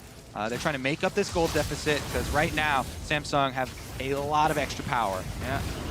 I love the protection that Ambition is getting. He's spearing heading into the jungle. C9 desperately trying to keep it out. They don't want vision in their jungle, but now mid lane is kind of exposed. So Galaxy's gonna herd the cattle, move him away. The zone from Ambition is so big. He has that acceleration in him with the Karma Shield. And suddenly mid lane is exposed. And watch where the snipers of Cloud9 are going for. Poke onto Cuvée is the most important. Kennen doesn't get health back. Using the shield from Karma and from Orianna like a Bloodthirster shield. You see Ruler getting in, already prepping shots on the turret. Smoothie could find himself going down. Ooh, no teammate to get in range, but he's going to be forced back to the base. This gives Samsung time to play. And it gives them access to mid again, so instead of going the long route, they can now path into the Baron here. They just simply All right. walked up and took a base turret here. They traded, they faked out the Baron pressures, and then they just ran straight down mid. Yeah. Cloud9 would love to pick up these 2 big minion waves on the side lanes, and it's up to Samsung here to choose between trying to pressure and make them come away from those minions, or going back for those recalls now that they just got chunked out after that fight. They are giving up the map, and Cloud9 trying to collect some of the money. Yeah, they love trading minor pressure advantages for bases here. A lot of recalls coming out. And crucially, before they did go for the recalls, Samsung actually cleared out a bunch of the Cloud9 vision. So now it's this give and take where Cloud9 trying to sneak in, get the Scuttle Crab. This is a very important Scuttle Crab Meteos is after. Especially since there's not that many guys that can jump over the wall. If you're playing against a team that can actually jump into the Baron pit from behind, Yeah. it's a little dangerous, but this is the massive value Scuttle Crab. Ambition now with his Guardian Angel up as well. Meteos already has his, but that just makes Ambition that They're much starting more of a it. beast. Because As Impact they is in the just bot lane. start it. They just want to bait him in, force him for a decision. They have to come through traps and the zone from an Orianna ball here. Look at how fast this Baron's dropping. There's a TP coming in. It's a little far behind. Cloud9's going to try to take the fight. Meteos is in by himself. That was they flash in as well. Guardian Angel comes up. He might be able to tunnel down. And he's not even going to be able to tunnel backwards out of the pit. That means they're pinging now from Samsung Galaxy on that mid lane. But we'll see how they go. That's such a risky play, and considering Meteos also has Guardian Angel, you're giving up even more if you go for that flash steal, which is very low chance of success. But Cloud9, they do disengage without giving over more deaths. However, this is going to be a huge push for Samsung. I think they definitely get inside and get at least 1 inhibitor. A great setup right there. Damned if you do, damned if you don't. Yeah. For Meteos, what's he gonna do right there? He had very little time to make the decision. Oh! What a flash! 2 down now. Jensen, 60 seconds on the clock. Smoothie just gets autoed down by Ruler as they follow up with the damage. He's going to go ahead and drop the inhibitor as well. Top lane was being pushed by Ambition, but he joins his team now inside the base.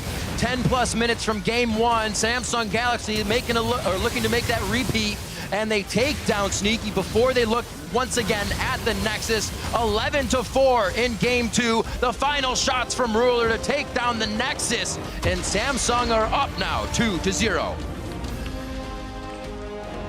Samsung looks so impressive, and they're already making this case, threatening the other team, saying we want to go very deep here at Worlds. They want to go all the way to the end. Yeah, the way they can take a small opportunity and just punish super hard is impressive. There are still holes in the early game though, and if C9 has learned one thing from this game is that they can keep it even until 18-20 minutes into the game, and if they keep that vision swept and they don't allow QV to teleport in, there is at least hope. Because they had the compositional advantage in certain setups. They had the early dragons, the push, the poke, it was all there. But you gotta be so consistent. The flip side of it seems terrifying. One fight, and what Samsung can cascade off of that has been incredible, because everything else has been set up with their even. And that's also the nature of these compositions. When you play kind of shotgun versus poke, if you let it fire once, it's over. You get a lot of shots. But if you get a cannon in the back line, and that was definitely a game-winning play to have the teleport flash engage come through, and a perfect pincer attack from Samsung. Cloud9, though, that was part of the risk of running that comp that we talked about. Right. See, the Kennen was the last ban for Samsung Galaxy here in game 1. We also saw the Syndra coming from Cloud9 side with a Nidalee ban. Something the analysts thought maybe something they could do without, but also Nidalee being one of the most picked ban champions here at Worlds. It's a very scary one to leave up. Most 100%. Yeah, 100%. Every single game. Also, a couple of little interesting things here. Rumble rising in value. Kennen is banned. Jhin is banned now. Caitlyn rises in value a little bit, as they both actually have prioritized Caitlyn as a second pick when the Jhin is not on the table. Once again, though, Ambition steals away the Olaf. Karma Caitlyn here would be a good rotation. Exactly. Because they rely so much on the movement speed burst. Yes, you can play sustained support in the lane, but the Nami doesn't accelerate the Olaf just quite as much as the Karma does. They already have the one strong range laner of the pairing, in the Jhin Caitlyn pairing. They took the Caitlyn, so this is a really good opening draft for C9. And they look to be playing a similar style as game 2. Maybe we can see more help for Impact. Definitely a possibility. Plus, I feel like the value of a first pick Olaf is not very high at all. You talked about the synergies that he has with other champions, but the difference between the Olaf in the early game and the Rek'Sai hasn't been as big, because both these junglers do focus so heavily on the farm and have not gone for those super brutish plays of just running through a lane with Ghost on. I would love to see an Elise here actually just lock in the early Orianna, get the Elise back from Meteos, play towards the top side of the map here.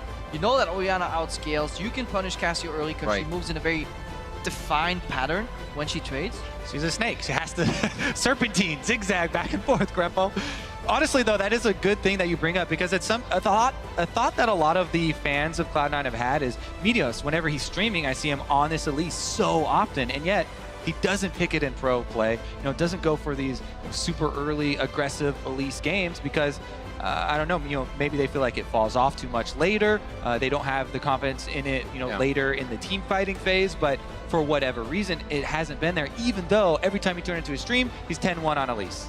The safety of kind of counter jungling with that Rek'Sai in the early game, dip in and out in tunnels, or slingshot in and out in tunnels if it's a possibility here this game. It looks like the Orianna will be one of those lock-ins, but does the Zac attack come back in game 3? Not yet. Swap off. It was just a hover. We always get baited. It's Jace for Impact.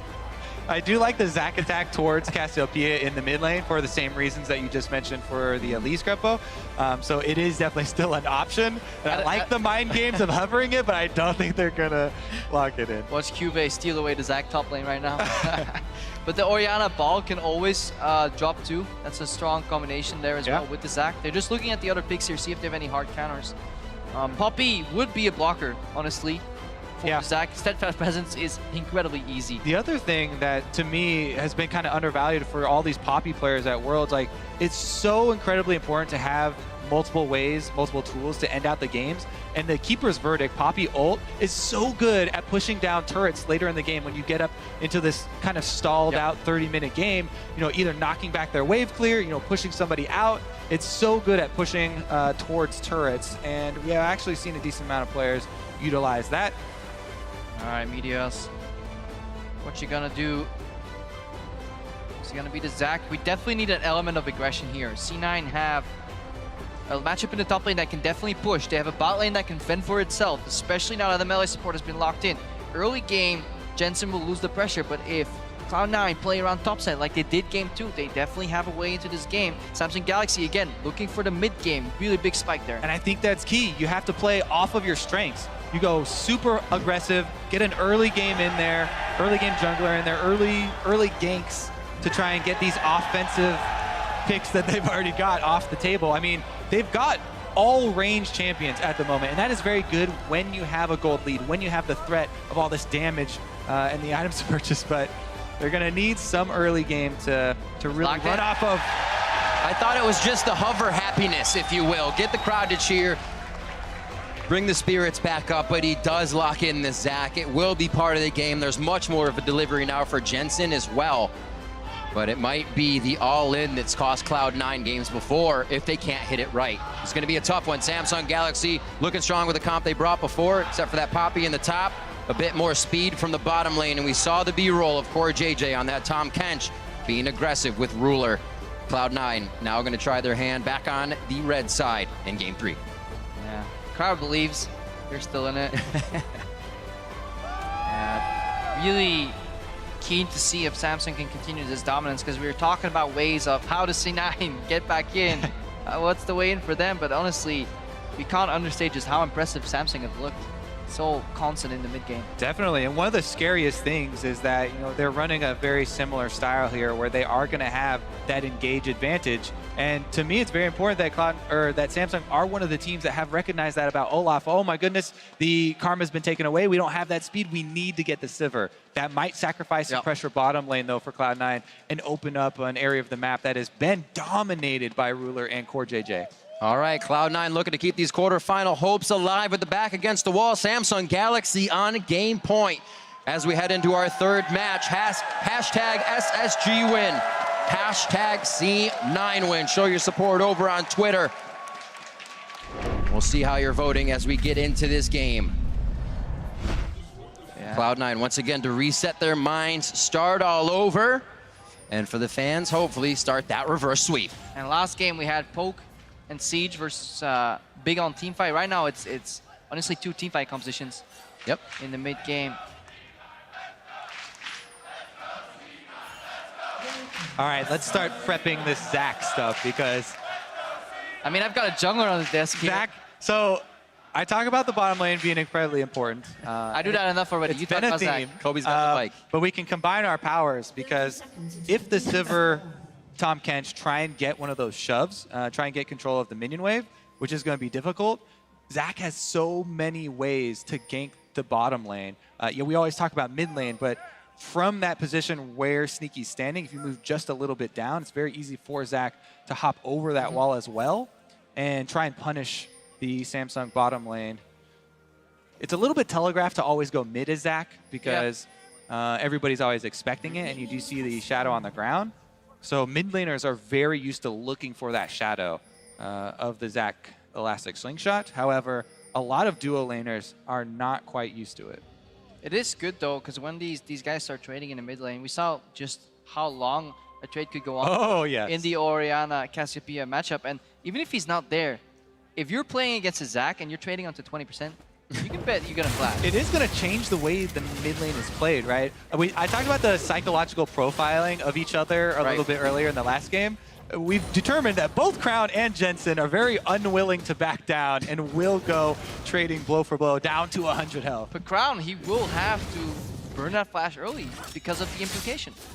The implication of a Zach gank. And here, good early zone. This is what you got to do. You step behind the range keep. Now Smoothie's left behind by his AD carry because he wants CS. Luckily, not a big punish. Look how slow they're pushing. You don't hit the minions here.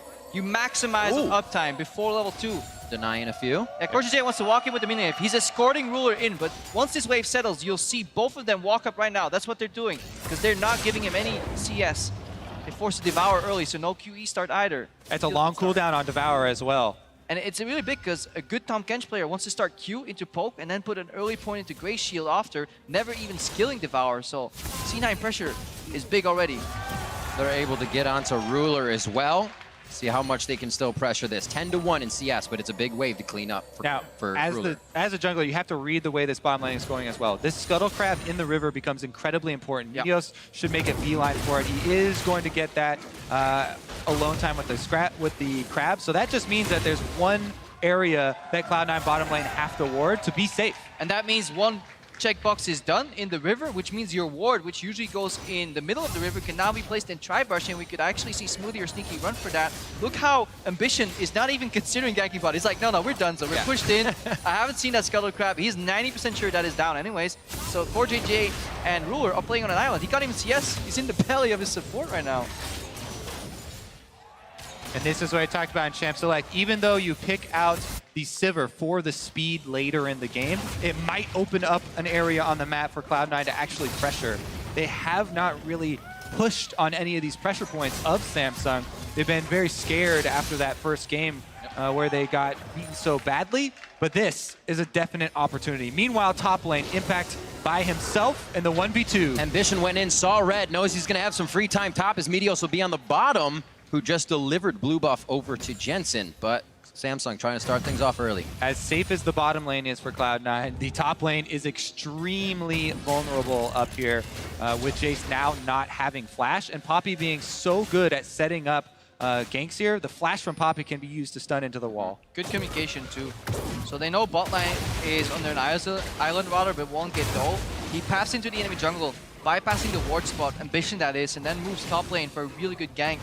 Impact went for the escape play, but burns his summoner doing so. Yeah, and now the thing is, for Impact, you can actually just try and CS at your turret. You got your minion wave pushing towards you in a good spot, and knowing that you don't have your flash now, try and play a little bit more conservatively.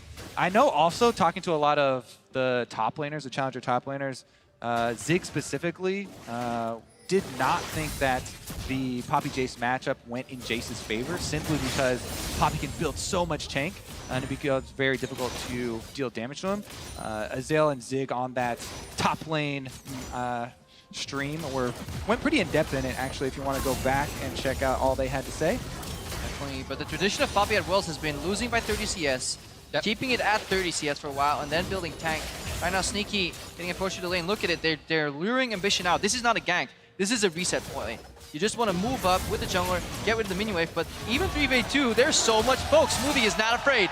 It's the tether almost locking down Ruler, and all of the team is forced to walk away on that one.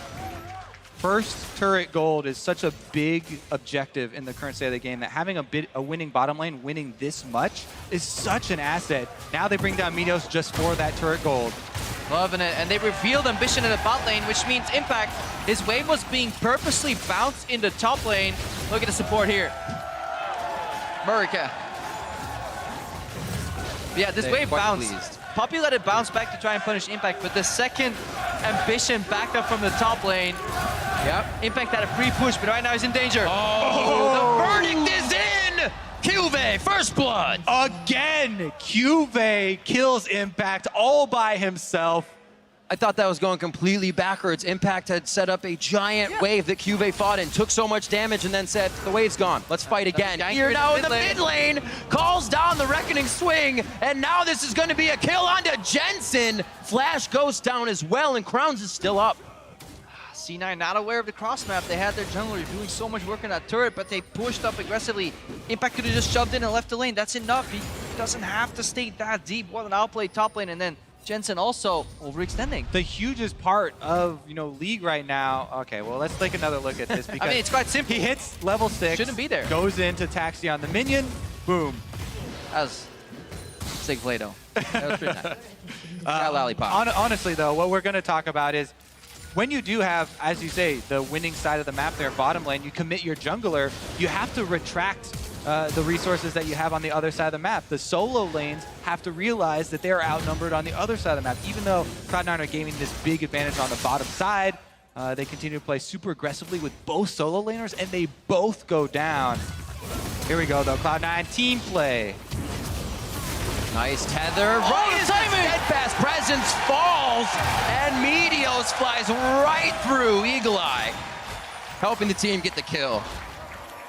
Punish him for using that flash on Impact. And Meteos easily able to land it there. Damn, it almost looked like Smoothie gave away the play by running up early, but the Meteos timing was so perfect. That was like frame perfect. I don't think he could do it any earlier. So we did talk about his experience on Elise. Everybody remembers the Meteos Zach in his debut in the LCS many years ago. Cloud9's most dominating era. But did Poppy even exist back then? The new Poppy? Doesn't matter what the target is, land the slingshot.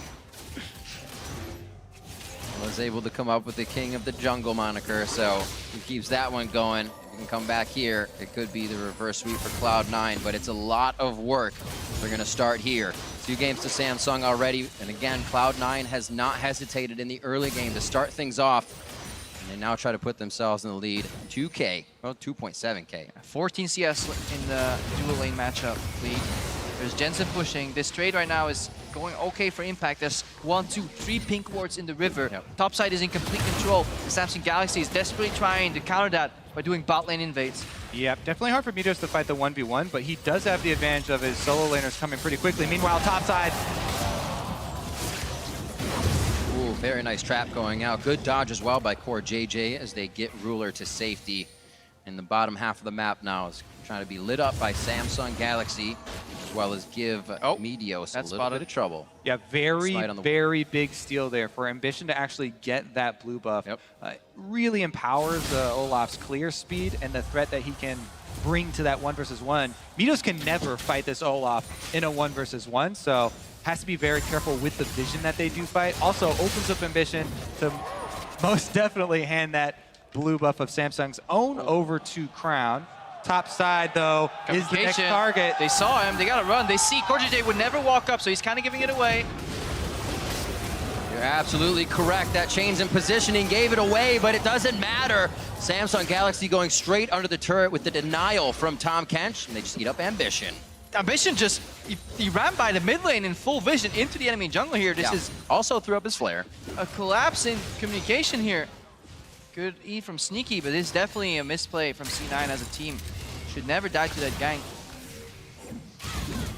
Definitely has been one of the issues for Cloud9 is playing defensively, giving up CS in an area of the map that they know that they're outnumbered on or know that there's a possibility of a Samsung play. An Ambition, he's the guy keeping Samsung in the game. Their bot lane is drowning, asking for help. He says, nope, hang in there, goes for the cross map, takes away enemy blue buff, then runs up, gets a kill. It was critical that the kill credit did go over to Ruler as well, I believe. Yeah, definitely. Keep that pick as a first priority. Olaf, and it's been coming up big. Beautiful flash by Crown. Actually dodges all of the engage, not even slowed there. Quick double summoner burn there from Cloud9. And remember how important the vision around the mid lane is going to be for the way that those 2 mid laners like to play. Yep. Takes a lot longer for that flash and ghost to come back up, so there might be a possibility of another attack for C9. As Crown is going to go ahead and pick up blue. They'll get an idea of where Ambition is on the map as he still hovers topside. But Core JJ, looks like he's going to start getting wards around and start making it a little easier for Samsung to find engages. And that mid lane, even though they're timing this with a Jensen recall, could be a jungler support gank as Smoothie is there. Yeah, but the Abyssal Voyage comes in. Unfortunate that Meteos has to bounce out on that one. They are keeping that clock going for engages, and it never goes too long before we see Cloud9 engage again to try and get this game in their favor. But that's Crown poked out of the mid lane right there. While having blue buff Ruler right now being challenged. Another Devour. Core JJ with a lot of key saves here. Jensen, though, very far pushed up. Not expecting QV from the bot lane, but the presence of junglers throws this one just off balance. Everybody backs off. And that is a matchup I want to revisit because Azael and Zig's conversation was so interesting in the 1 versus 1 matchup of the Poppy Jace. That was a roam from QV after pushing up the lane. He's getting to the tanky point. He doesn't even have the boots yet, though. And we'll have to see if Impact can actually pressure in the split push, because we talk about how Jace can take down turrets so quickly. He does have the Black Cleaver. To the skies, damage denied in the bot lane. A little back and forth love taps for the top side. Nobody's fully engaging on this one. As Impact goes for those power shots, does not finish it with the shot blast. And look how confidently he's playing that matchup, even though there's no vision for Impact. So that is such a scary thing to do, trading like that versus a champion that also has more CC than you do. All right, here we go mid lane, though. Jensen dodges the first axe and the second. 2 for 2. Yeah, a lot of these corner ganks coming out. Another same play here. Has to be careful. If the ultimate there sticks from the Poppy, there's a good chance Impact has the flash. Impact actually drawing attention of the jungler as well. Ambition down to the bottom side, walks over the ward, and Impact going to give that one up. Yeah, and the same thing can't happen in the top lane. Midas has been spotted out. He's having a very hard time committing. Looking for counter jungle instead because they just quite can't go for the dive. Exhaust and double flash available on Ruler and KoreJJ. They're holding on. There is a teleport though. If Impact bases switches the side of the map, they could go for a 4v2 dive, hoping that Cube is late. Double pink lane on the first 1-2 pick here for Cloud9 and that Caitlyn Karma. They want it to be able to come out strong. They want to be able to use sneaky towards this late game, scale the Orianna up as well. They have time in this game, but I don't know if Samsung is going to give it to him. Ghost is up on Crown, but no flash. Medius is in prime position, looking for a gank out of Fog of War. Here he goes. Right onto Crown. Flash is still down. Miscommunication. Shockwave as well, as Jensen tried to follow up a little short on the command protect. Good heal pushed out of Ruler there as Sneaky goes hard. So the thing there is that Mios did not want to follow that gank under the turret because of the possibility of Petrifying Gaze, you know, killing him under it. But he does have the Zac passive where you can die, and just for getting off that shockwave. The possibilities, though, because they don't have vision, are super risky, right? They don't have full confidence that they can finish off that kill, and it is a risky play to go for. Oh, that dealt no damage. It looks like he's healing him. That's unfortunate for him back there in the top side. His turret's going to be falling quite soon. Cloud9 does already have that turret in their favor, which is why they've swapped Sneaky and Smoothie, but it looks like it may be evened up here as QV just needs about one more minion wave at the turret. It seems so frustrating to play against Samsung Galaxy. They always rubber band in the mid game, so you got to stretch them so thin that they snap before you get there. But so far, C9 hasn't been able to do that. He got up around 1,000 gold early with some good moves. And the potential to get up in the first game too with some really great roams, but they couldn't quite execute them. The last two ganks in the mid lane failed too here, so as a team, C9 still have work to do. Looking at this next tower, the lane gank from Medius could be the counter. Look. Nice try, but he comes out just on the left of the Abyssal Voyage, not on the Cupcake. Sneaky's the focus here. They're going to go ahead and get a quick kill over to Ambition. Now over to Smoothie. Ambition very close to going down, and the Boomerang cuts Sneaky down. They're trying to exit the fight now. The teleport does not come in from Impact. It is, however, a double kill for Medios. They might be able to follow this. He's too low to dive, even with the passive. Here comes Crown, though, and he's Crown, a good angle to cut this off. If he gets a miasma in, it could finish up some damage. Slip and slide! Exactly how it happened. Another flash as Jensen and Crown basically in the same mindset of the attack. Who's first? Looking for the buckler. Cuvée not even going for the shield. He goes instantly for the kill. Could be eat up. Yes, it's going to be KoreJJ once again to deny the kill, and now they're on the blobs. Coming up so huge from cross map, Samsung Galaxy basically wipes out Cloud9. KoreJJ with some massive devours in that fight, buying so much time. Even the miraculous double kill wasn't enough. This is just some stalling right here. C9 is looking at the turret, not at the kills. Exactly. After all of these kills have gone down, Cloud9, because they died earlier, get to be out on the map again and look for the objective. He's too tanky, man. Yeah, you gotta do He's actually too tanky. You gotta do the short version of that quote. Yeah. But yeah, that is the benefit of full armor stacking since he was in Jace's lane. Doesn't take much damage from either of those abilities. Cloud9, though, do claim the objective afterwards. Let's see. Well, that was a beautiful exchange of abilities. It all starts KoreJJ delivering the Olaf. I don't think Sneaky quite expected to get out. Counter gank is great, 2v3, but it's so hard for Sneaky to get out of Ambition's range right there. Good reach from Medius, though. Again, Devour right here, super good from KoreJJ. But Medius realizes he can win that play.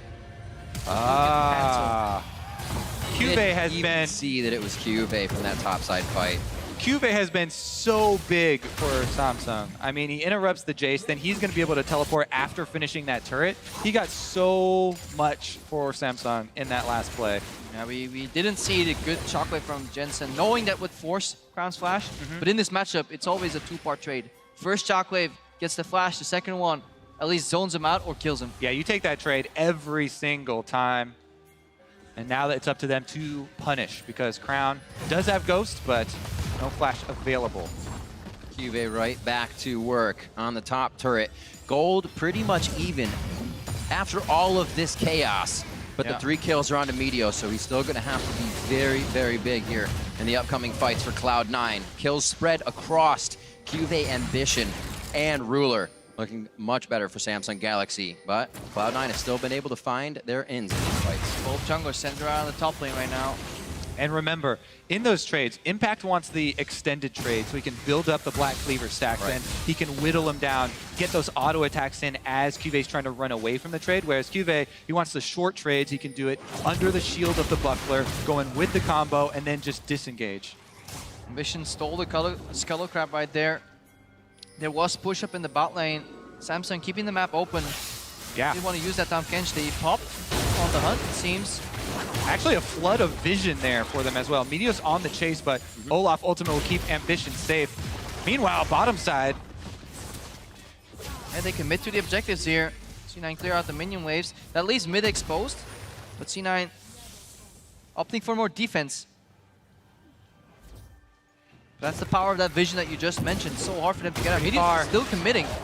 Yeah, the team is just behind him. The speed up not there. They do actually have a lot of catch potential in that Dissonance and Karma Shield. So there's the potential for those to work if everybody is on board with the play. It was just that Cloud9 was a bit too far back on the slingshot length. 160 to 165. Impact and QV meet back up in the top lane as QV is going to start finishing more items, or I should say getting his recipes. But because they ran Samsung off of the bottom side and Meteos kept up the delayed chase, you delay the back. I don't know if they'll be able to finish off the turret, but they're working towards it. Here comes Samsung for the engage. Yeah, they have a lot of zone though, and they have enough damage to actually burn Ambition down.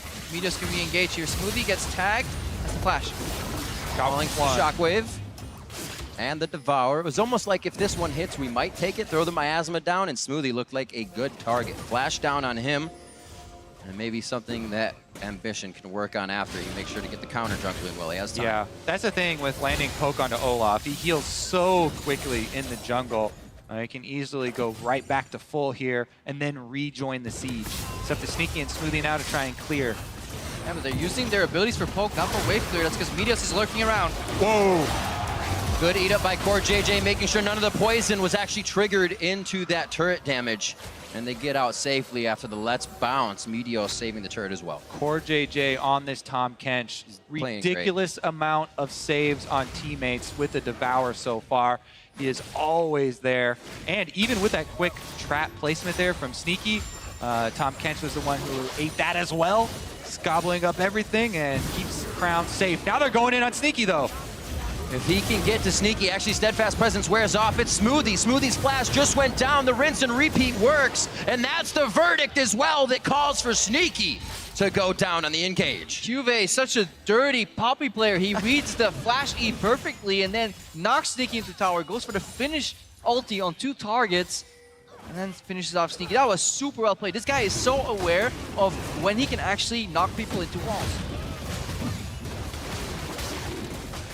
And the first dragon of the game, a little neglected, but they finally get to it after all the fights. A Cloud over to Samsung Galaxy, and we'll see this engage one more time.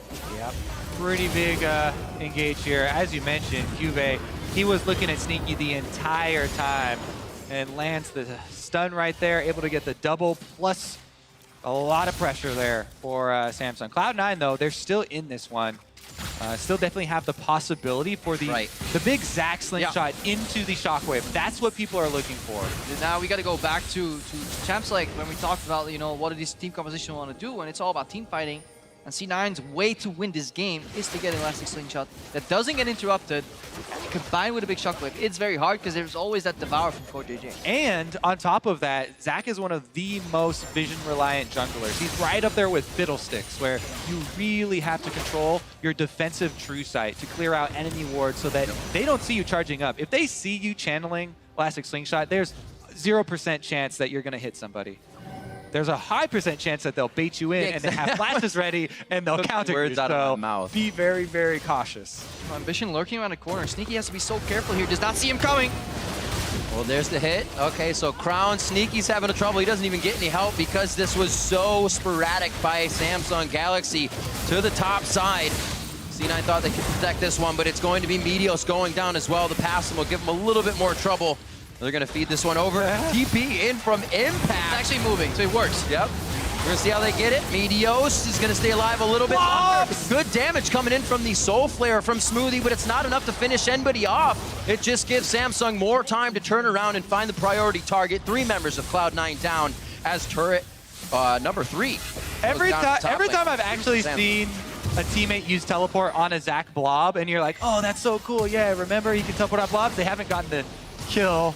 Here goes Impact flashing on Ruler, though. Nice job by Ruler to spell shield the knockaway, but there's still enough follow-up damage. That's all that Impact is building as he goes for the kill there. Cuvee looking to push these guys out, but they all go right on him. Cuvee's already known the core JJ's coming in, and that's going to be Impact having to flash. Already did, cannot get over the wall as he attempted to actually to the skies over to one of the Raptors. Oh no! Oh. He says hello, he says goodbye. Says who's next? Says who's next. Meteos is Sneaky next. as well throwing it up because he says, yeah, my team's right here. Let's see how long you can fight for ambition. How ambitious are you? And that one goes to Jensen.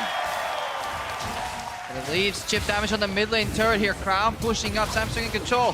Meteos flying from the jungle again. It's all Meteos right now. He needs to find these openings the same way Ambition is picking people off. Samsung is honestly reading the game so well that they're predicting where C9 is going to go, and they're always waiting in a trap here. This play was so beautiful. I know, the vision set up here from Samsung. They take out Sneaky, only gets off maybe 3 autos the entire time. And then Cloud9, Meteos does defend decently under the turret here with Smoothing coming in to try and add some damage. But so many times we see these teleports channeled only for them to be canceled and the Zac to die anyway. It's a super cool interaction though, because the blob stays in the same place, but in essence it is actually still moving. So people expected the movement to be the indicator of when Meteos comes out of his passive, but it's actually timer. Yeah. So he will jump out and always catches people slightly off guard. And if, Cuvee had not interrupted that teleport and stopped Impact, that would have been the damage they needed to clean up those extra couple kills. So once again, it feels like we just return over and over to these plays from Cuvee, even though he's not aware. And coming into Worlds, it was kind of like Cuvee plays safe in the top. They'll be fine if he just kind of farms and doesn't die. But he is literally putting up play after play and not even really taking enough damage to go down in these fights. Hasn't had to really flash away. Even like he that, up in time. It looks so easy, but he activates Salty right before that knock comes out from Jace or mid knock, because otherwise the channel gets cancelled here. So he's such a great Poppy player. On a champion with a relatively easy kit, he's definitely maxing out and getting the most out of it. He was one of the top laners that also killed Someday there over in Korea. But that achievement became less and less positive because everybody was killing Someday. But he's definitely showing up at Worlds. What a consistently strong top laner. But both performing on carries and utility now with the Poppy. Consistent as well through 3 games of this quarterfinal best of 5 and live damage dealt. This is still happening. This is throughout the full game, and a Poppy right near the top of the list. Okay, Cloud9 now actually for the first time really have a pretty good cooldown advantage there. Olaf in the late game without his ultimate and without the ghost, super low impact. And we'll see if Cloud9 can actually force anything around this cooldown timer. The Vision War has been very important, so clearing these wards out is not a small thing, and it is definitely going to be a boon for them as far as the mid-game team fight. It's only a minute of a window of a minute on that Olaf ultimate though. 63 seconds is the cooldown right now. Sneaky, no, not again. Any wards. I just relate. I've been that guy that's face sick so often. You don't want people to. Once or twice is enough. 3 times, it just hurts. Well, that fear comes back each time now. Sneaky knows he can't get too close. It's either going to be a trap or a ward before him in these next instances. 4K lead here for Samsung Galaxy as they start to encroach on Cloud9's jungle and move their wards in as well. But they're reading the game so well, always challenging areas, forcing people to face sick at least, maybe burn wards, kill them immediately. They're so aware of their surroundings right now, choking out the vision, and again, setting up for another free objective. Yep. And even though Samsung have a composition where they can dive because they have triple tanks and a top Kench to devour anyone who gets low, they're not the type of team to really take a huge risk. So they just get the very easy Drake, move up for the turret, objective first. Impact. Impact between a Poppy, a Rock, a Hard Place, as well as a Tom Kench. And he goes down as the second tier in bot lane falls. Samsung Galaxy once again at the doorstep of Cloud9's base, sub 30 minutes. Yeah, people were about to say, what about no risk? But that wasn't risk because they saw the Caitlyn in the top lane. So that looked deep, but it was very calculated at the same time. They're always aware of where all the enemy dots are on the minimap. And then they high percentage plays that are guaranteed to work, if not, low summoners. Exactly, the informed decision there. Not going to cost them anything at all. They do get the Drake. They do get the turret. On top of it, they also get the cake. Field impact. Can't have the cake too. The Drake and the cake. 2 clouds over to Samsung Galaxy. Ambition's loving the speed to keep these undertows going. And he'll be cross-map every single chance he gets. Looking to sweep wards and also set up a nice bait around Baron. Yeah, and they're building this comp around Ambition to speed him up in these team fights. They even took such a large hit in the 2v2 matchup, but he's making him pay dividends here. Tag team here, 1 in, 1 out. Yep, 1 in, 1 out. Perfect way to call it. Sneaky, just too close right now to Cuvée, and that means death mostly. The reset attack by Ruler to make sure he gets another one in. And the boomerang didn't even need to come across, as he said, duck, a flash and a heal blown by Sneaky. And it's just going to be that much easier for Samsung Galaxy to find their priority targets as they're pushing so fast before these flashes even come back up. Yeah, it looks like the stress is getting to C9 there because that was technically a flashable play before he got knocked into the wall. Cuvée so decisive here. Right now in a 4v5 scenario, Meteos flies in. Meteos is in. There's the Let's Bounce. He's right on top of Cuvée. Core JJ very low. Thick skin and shield as well to get himself out with that face of the mountain, and Baron is going to live a little bit longer, as well as the rest of Cloud9. And with Sneaky being down, awesome play by C9. Impact's not finished. He wants to get blood. Can he do it? He's going to waste a shot there. Almost looking for to the skies. Can he get that E shot in? Pushes Ambition to the right, switches around. The empowered auto is enough, and he finds the kill. What a great hold by C9. It looked almost impossible. Jensen did not go for the early trigger on the Shockwave. He moved his ball first, placed it on Meteos, then moved it with the command attack, got a 3-man Shockwave, and then Meteos, right before he was about to drop, flashes out of the pit. Zach inside the pit with the extra Baron damage, with the Shockwave. Cloud9 defending to this Baron. They're going to have to burn it down. There's not a whole lot of damage here as well. Be very careful. It's 4 members. Ambition doesn't have to be up for this fight. And it is going to be Sneaky very, very low. Cannot even get a range of crown for the poison. Whoa! Going down. Very, very close from Impact to get himself a kill, but he falls in the Baron pit with Baron damage. Now they're on to Smoothie, and now they're going for Jensen still. Can he get a dissonance on? There's no mana, and Cuvé's on the chase. Meteos goes down in the back of the fight as we swing back to the Tri-Brush, and it's going to be a few more attacks. He puts the Protect on. That's a lot of damage coming from the hit. Throws up the C9 Shiner, and he makes it out alive. Ooh, that is going to be a Samsung Baron, but you can see what Cloud9 were thinking there. They were like, we have the window. We killed the jungler. You know, they got a lot of the vision down, so they're going to try and burn it and hope that Samsung were a little slow on their recalls. They got the Baron down to 3,000 health, but Samsung arrived, they chase him off, and now they're going to be the ones marching towards the inhibitor turrets. The start of the call was fine, but right here, I think Meteos is actually going to leap out of the pit, and that's what questions. He got knocked. He got ejected. Okay. Not his choice. He is excused. Why did he slingshot out? Yeah, I was like, why did he go out? That was such a good re-engage. So that's actually, again, Cuvée. Knocks one guy into the wall and Impact, knocks the jungler out. This combo was dirty from time, but it was just a little bit too late. That heal from Ruler put just enough health back on to Crown and himself to stay alive for Meteos. Damn, Cuvé's playing so well on his Poppy. Obviously, Olaf was not there in the last fight. And Sneaky may as well not have been there. He got early miasma on him, and while he was spamming his E key, you could see he was kind of gap goals, but he wasn't moving. He realized he was on miasma, took a few steps backward. By that point, he was already on 20% HP. No impact on the fight here. Really good target selection from Samsung. Divide and conquer. Meteos and Cuvée from Wet Noodle fighting on the left side. Ruler's got himself a Baroned up minion wave with help from Core JJ and Ambition, and that's going to be an inhibitor turret as well. When Samsung has made it in the base, Samsung has stayed for the long haul. It looks like they will play this one safe. They do not want to chance anything. The Sneaky right now trying to put as much damage on as he can to make sure they don't come back. on this time around.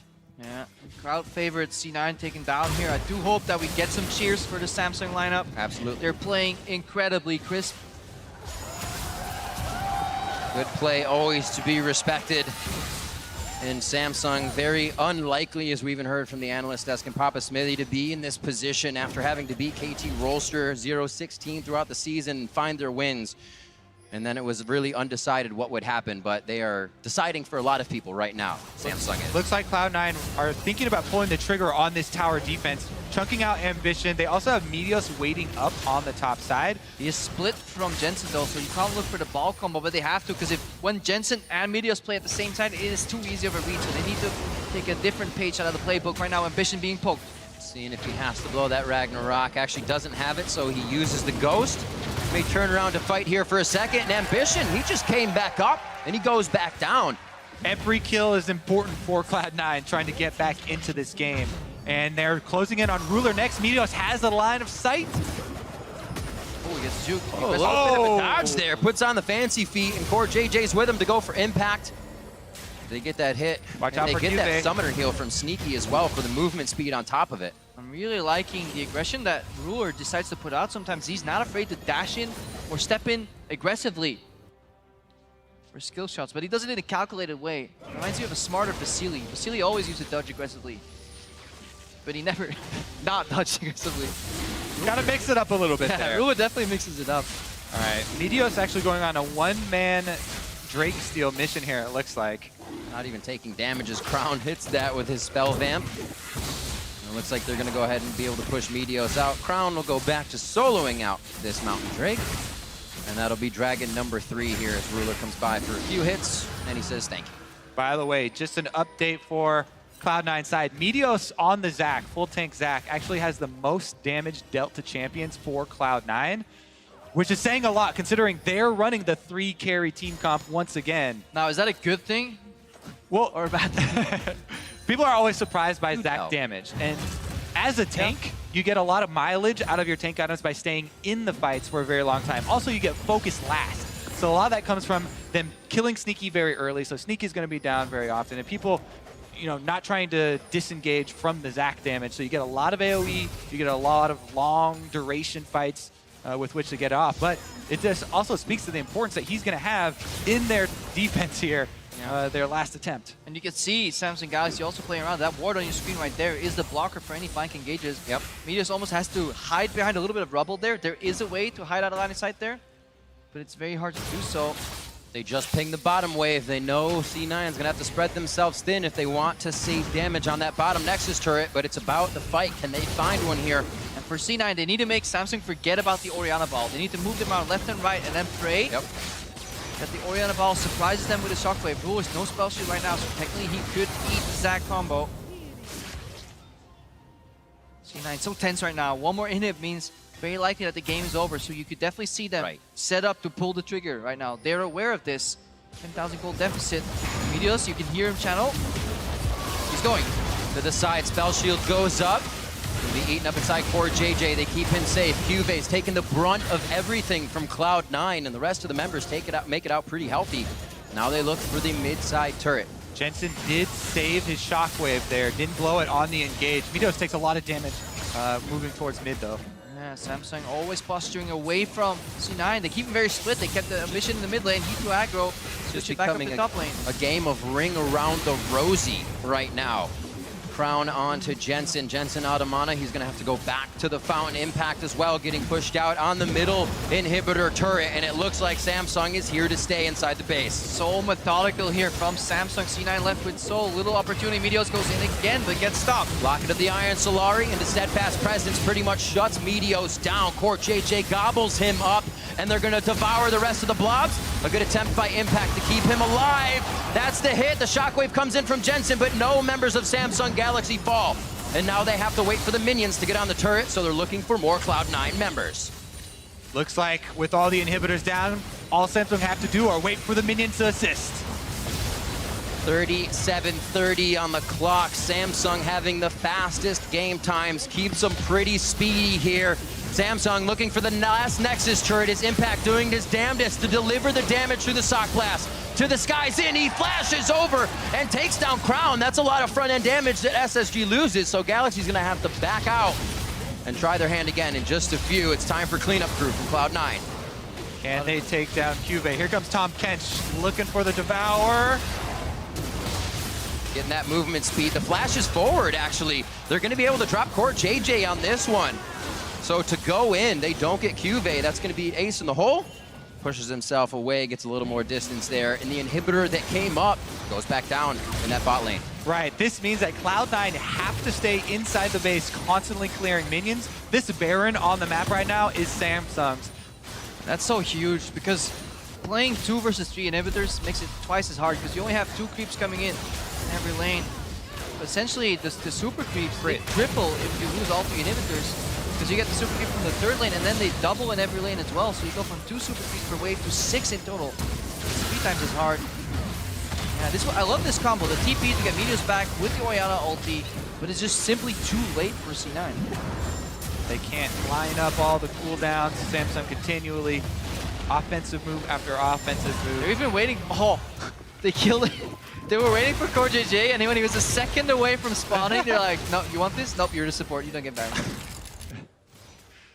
He's 5-1-13. Very good kill participation in this game. I'm sure he's feeling good already without that Baron buff, and the team feeling even better as they move in for what could be a final push with minions in each lane. A little hesitation on the bot lane as they drop the last minions of Cloud9's side, and C9 to put up their last defense here at 40 minutes into the game. Impact very, very close to going down. Samsung Galaxy is going to be on to the Nexus 40 minutes in. They came in hungry to book their ticket over to the Big Apple, and it looks like Samsung Galaxy will be moving on to the semifinals at Madison Square Garden.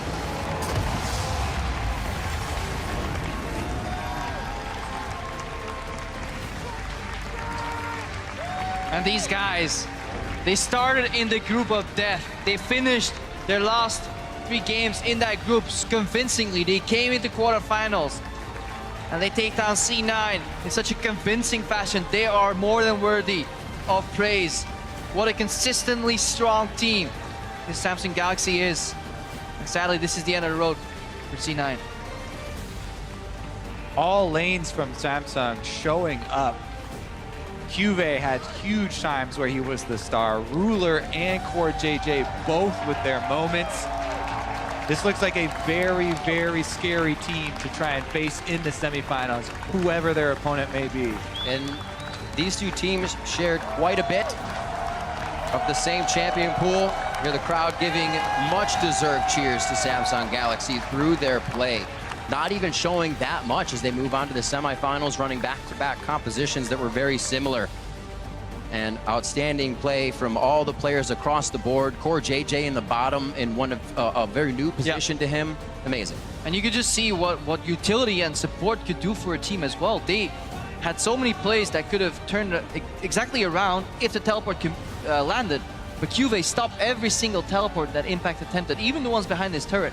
Core JJ had so many devours that ended up working out. The support from the top laner and the support player here for Samsung helped them so much. Definitely great communication on display from the Samsung team. For Cloud9 as well, respect and being cheered off the stage for getting to this point at World. Yeah. Incredible, incredible opponents that they've had to face, high level of competition, and the road for NA is over. And we're just waiting to get an interview with the players, and we have to talk about how Cloud9 did this as well. Very strong play throughout, looking at Jensen in the mid. Sneaky was able to come up, but we look back at how they really got here, and Impact was playing so good in the top lane, and teams made sure to shut that down as much as they could. And it definitely seemed like that's what Cloud9 was lacking. The fact that Impact couldn't get going again, and not saying it's his fault, teams made sure that Impact couldn't get going again. Yeah, I mean, Cuvee standing up in that top lane.